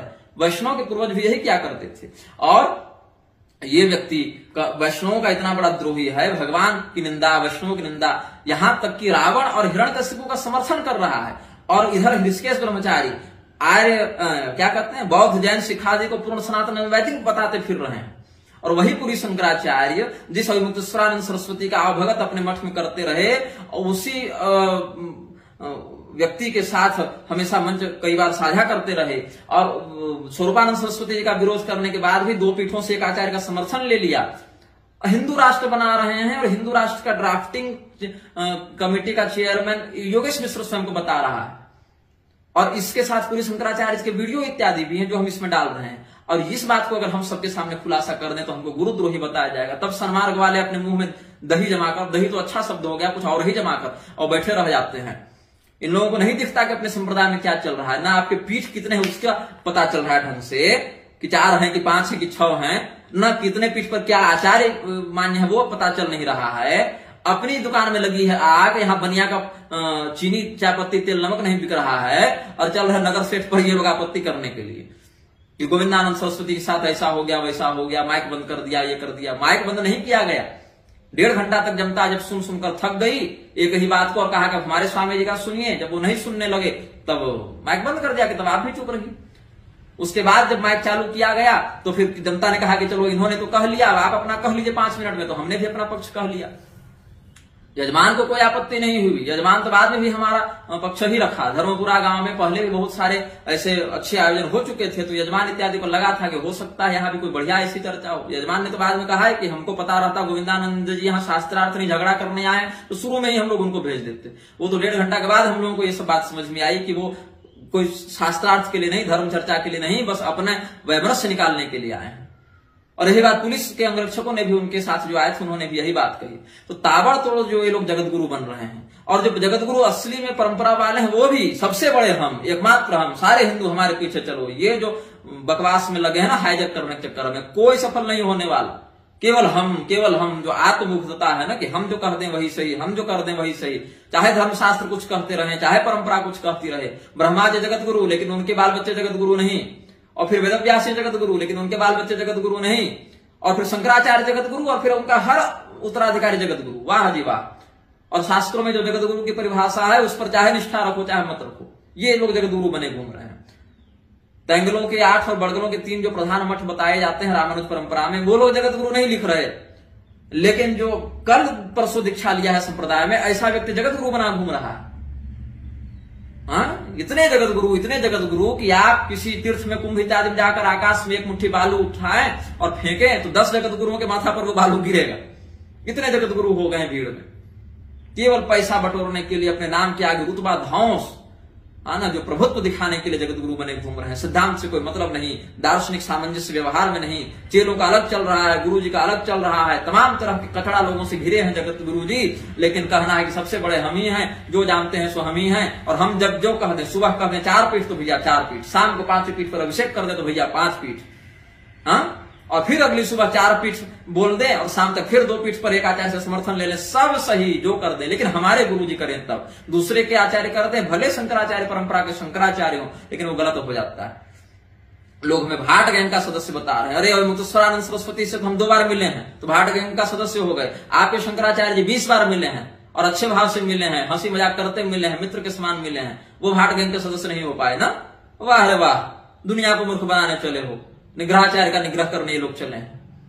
निग्रहाचार्य पाखंडी है, निग्रहाचार्य ढोंगी है, निग्रहाचार्य कापालिक है, ये सब बताते चल रहे हैं। पाखंड की परिभाषा ज्ञात नहीं है, वेद के किस मंत्र का किस विधान का हमने खंडन किया पता ही नहीं है। हमने तो आगम निगम दोनों को माना है। तुम केवल निगम निगम चिल्ला रहे हो, तो भगवती स्वयं कही है आगमो निगमश्च दो बाहु शंकर, एक हाथ से जितना काम करना है करते रहो। आगम का प्रचुर मात्रा में वेदों में भी प्रयोग हुआ है। लगभग उपनिषदों में जहां तुम देखो आगम के बहुत से प्रयोग मिलते हैं। आगम का प्रमाण मान दोगे तो वेद भी जो है सो पूर्णतया अपना उपदेश करने में समर्थ नहीं हो पाएंगे, क्योंकि उनका बहुत सारा विषय आगम सम्मत है। श्रुति और आगम दोनों समन्वित भाव से चलते हैं, तो इसलिए श्रुति का विरोध करना आगम विरोध ही है और आगम का विरोध करना श्रुति विरोध ही है। दोनों अलग अलग नहीं है, वो केवल पद्धति में, परंपरा में, जैसे एक ही वृक्ष से दो शाखाएं हैं, भेद दिखता है लेकिन है वो भेद नहीं, तत्व वही है। तो जो शास्त्र को जानते हैं वो लोग चाहे किसी के भी शिष्य हो, हमारा आज तक विरोध नहीं करते, लेकिन अधकचरे लोगों को उछलना रहता है। ताबड़तोड़ जगत गुरु बनाए चल रहे हैं, और जगत गुरु ये लोग बने कैसे? जो पहले से परंपरा प्राप्त जगत गुरु थे, हम तो उन पर आपत्ति करते हैं। आपने क्या योग्यता देखकर इनको ये दीक्षाएं देना प्रारंभ किया है? क्या योग्यता देखकर आपने, क्या ज्ञान देखकर, क्या तपस्या देखकर आपने ताबड़तोड़ जगत गुरुओं की उपाधि बांटना प्रारंभ किया? ये पहले बताइए। आप स्वयं जगत गुरु बन गए, आपने कितने 10-10 जगत गुरु बना दिए। क्यों बना दिए? अपना सिंडिकेट खड़ा करने के लिए कि हम 10 जगत गुरुओं के गुरु हैं। यहां ब्रह्मा जी कह रहे हैं कि जन्माया दुर्जया माम वदन्ति जगत गुरुम, वो नहीं दिखता आपको। वेदव्यास जी कह रहे हैं कृष्ण वंदे जगत गुरुम, वो नहीं दिखता है आपको। एक तो जगत गुरु हम, और फिर 100 चेले हमारे, सब जगत गुरु। हमारा चाचा जगत गुरु, हमारा दामाद जगत गुरु, हमारा समधी जगत गुरु, हमारा भतीजा जगत गुरु, जो हमारा रिश्तेदार है सब जगत गुरु। ऐसे परंपरा बचाइएगा आप लोग। तो पहली बार जगत गुरु बनाना बंद कीजिए। अगर कोई बहुत नैष्ठिक, बहुत तपस्वी, बहुत शास्त्रनिष्ठ कोई साधक है, वैसा जो परंपरा को जानता है, समझता है, इस गौरवशाली परंपरा में एक ध्वजवाहक हो सकता है, तो जगत गुरु का उसको आप सम्मान प्रदान करें। किसी को उठकर जगत गुरु बना दे रहे हैं, जिसको राम रामा नहीं आ रहा है ढंग से, वो जगत गुरु बना घूम रहा है, और उनको हम लोग जाकर प्रणाम करें कि आप जगत गुरु हैं। ये अब आप चाहते हैं? तो किसी भी परंपरा का कोई भी आचार्य हो, वो चाहिए कि अपने वक्तव्य के अनुसार शास्त्रों को न चलाए, शास्त्र के अनुसार वक्तव्य दे, शास्त्र के अनुसार आचरण करे, और स्वयं और शास्त्र में विरोधाभास होने पर शास्त्र को माने, अपनी वकालत न करे, और अपने चेलों को भी यही शिक्षा दे कि वो भी इसी प्रकार से शास्त्र सर्वोपरि की ही बात को स्वीकार करें। तस्मात् शास्त्रम प्रमाणम ते कार्य कार्य व्यवस्थित हो। हाँ, शास्त्र जहां मौन है वहां आप्त वचनों का आप आश्रय ले सकते हैं, या आप नहीं समझ पा रहे कि अपनी परंपरा में क्या विधान है, तब आप ले सकते हैं आप्त वचनों का आश्रय। लेकिन शास्त्र वचनों की प्रचुर मात्रा में उपलब्धता होने पर शास्त्र विरुद्ध कथन को आप्त कहते हुए स्वीकार कर लेना और शास्त्र को ही अप्रामाणिक कह देना, ये सत्पुरुष का लक्षण नहीं, ये दुर्जन का, ये चाटुकार का, ये अल्पमति का लक्षण है। तो कोई भी आचार्य हो, चाहे वो शंकराचार्य हो, चाहे वो रामानुजाचार्य हो, चाहे अन्य परंपराओं के हों, वो इसी अनुशासन के अनुसार चलेंगे तब सनातन धर्म का कुछ होगा। और नहीं तो आप हल्ला करते रहिए कि हम बड़े हैं, हम जगत गुरु हैं, तो हम ये हैं वो हैं। क्या कर लीजिएगा? हाँ, वसंत समय प्राप्त काकह काकह पिकह पिकह जो गोविंदानंद जी कह के गए हैं, वही नियम यहां भी लागू हो जाएगा। तो लोग हमें जो दुष्प्रचार करते हैं, रहते हैं, हमारा जो दुष्प्रचार करते रहते हैं कि ऐसा, ये वैसा, मैं वैसा व्यक्ति नहीं हूं जैसा तुम बताते चलते हो, हमें तो तुम जीवन में नहीं समझ पाओगे हम कैसे व्यक्ति हैं। जीवन में तुम नहीं समझ पाओगे कि निग्रहाचार्य का क्या व्यक्तित्व है, निग्रहाचार्य का क्या लक्ष्य है। ये जीवन में तुम नहीं समझ पाओगे, क्योंकि तुम्हारी बुद्धि बस यही मानती है कि ये छली है, ये कपटी है, ये दम्भी है, ये पैसा कमाने के लिए, ये प्रसिद्धि के लिए ऐसा कर रहा है। और वो भी तुम लोग तभी तक माने जब तक तुम्हारे गुरु पर बात नहीं आई। जब तक तुम्हारे गुरु पर बात नहीं आई तब तक तो, जब तक हम बाकी का विरोध कर रहे थे, हम बहुत अच्छे साहसी, धर्मनिष्ठ, एकदम अद्भुत युवा धर्मगुरु सब थे। तो जिसके गुरु पर हम अभी तक नहीं बोले हैं उसके लिए हम बहुत बढ़िया हैं, और जब बोल दिए तो भैया हम पति पाखंडी सब तुरंत हो गए। ये तुम्हारी धर्मनिष्ठा है। भले हम अपने समर्थन में 100 प्रमाण दे दें, उससे क्या मतलब है? तुम लोग तो उसको मानोगे नहीं। उल्लू को जाकर सूर्य के सामने भी खड़ा कर दीजिएगा तो नहीं देख पाएगा। तो ये तुम लोग उल्लू के चक्षु से युक्त हो। जो लोग हमारा विरोध कर रहे हैं वो भी कोई प्रमाण के साथ थोड़े ही कर रहे हैं। कोई हमें बड़ा ही बता रहा है, कोई फोटो एडिटिंग कर रहा है, कोई क्या कर रहा है, जिसको जो मन में आ रहा है सो कह के निकल जा रहा है। इससे खंडन थोड़ी हो जाता है, इसको खंडन थोड़ी कहते हैं। तो शास्त्र की परंपरा का निर्वहन हो, संरक्षण हो। हमको भाट गैंग का सदस्य बता रहे हो तुम लोग, तो पहले तो द्वारिका, श्रृंगेरी, पूरी मठ सबको लपेटे मारना पड़ेगा ना। वाह दिवाह, मतलब गुरु जी दीक्षा दे दी, उनकी भी गलती नहीं। श्रृंगेरी ने अभिषेक कर दिया, उनकी गलती नहीं। शंकराचार्य जी स्वरूपानंद सरस्वती जी के ब्रह्मलीन होने से पहले तक पूरी वाले उठ बैठ रहे थे, दिक्कत नहीं। और जब उठना बैठना बंद कर दिया तब भी दिक्कत नहीं। मतलब हमारे गुरु जी चाहे दाएं बैठे, बाएं बैठे, शीर्षासन में बैठे, चाहे पद्मासन में बैठे, हमारे गुरु जी हैं तो सब सही है। लेकिन अगर बाहर जनता जो जनसामान्य है वो अगर कुछ बात बोल दे भैया, तब तो बहुत बवाल, तब तो तुम शंकराचार्य परंपरा के द्रोही हो। सुनो, भगवान नारायण की परंपरा में अनेकानेक ऋषि महर्षियों में से एक वेद व्यास जी के, अनेकानेक शिष्यों में से एक सुखदेव जी की परंपरा के एक आचार्य हैं शंकराचार्य जी। वो जगत गुरु के रूप में मान्य हैं, लेकिन एकमात्र परंपरा वही है और उनके अलावा सब पतित पाखंडी अवैधिक हैं। ये गलत बात है, ये बात स्वीकार्य नहीं होगी, ये बात कदापि स्वीकार्य नहीं की जा सकती है। शंकराचार्य जगत गुरु हैं, लेकिन न एकमात्र और न सर्वोच्च। सनातन धर्म में सर्वोच्च जैसा कुछ नहीं होता है। देवताओं तक में तो सर्वोच्च होते ही नहीं।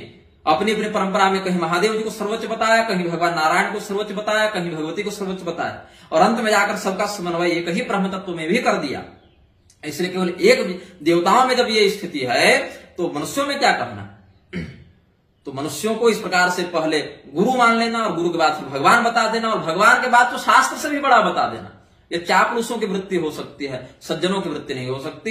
इतना ही कह के हम अपने इस कथन को पूर्ण करते हैं। दिव्य ध्वनि मकरंदे परिमल परिभोग सच्चिदानंदे श्रीपति पदारविंदे भव भय खेद छिदे वंदे श्रीमन्नारायण।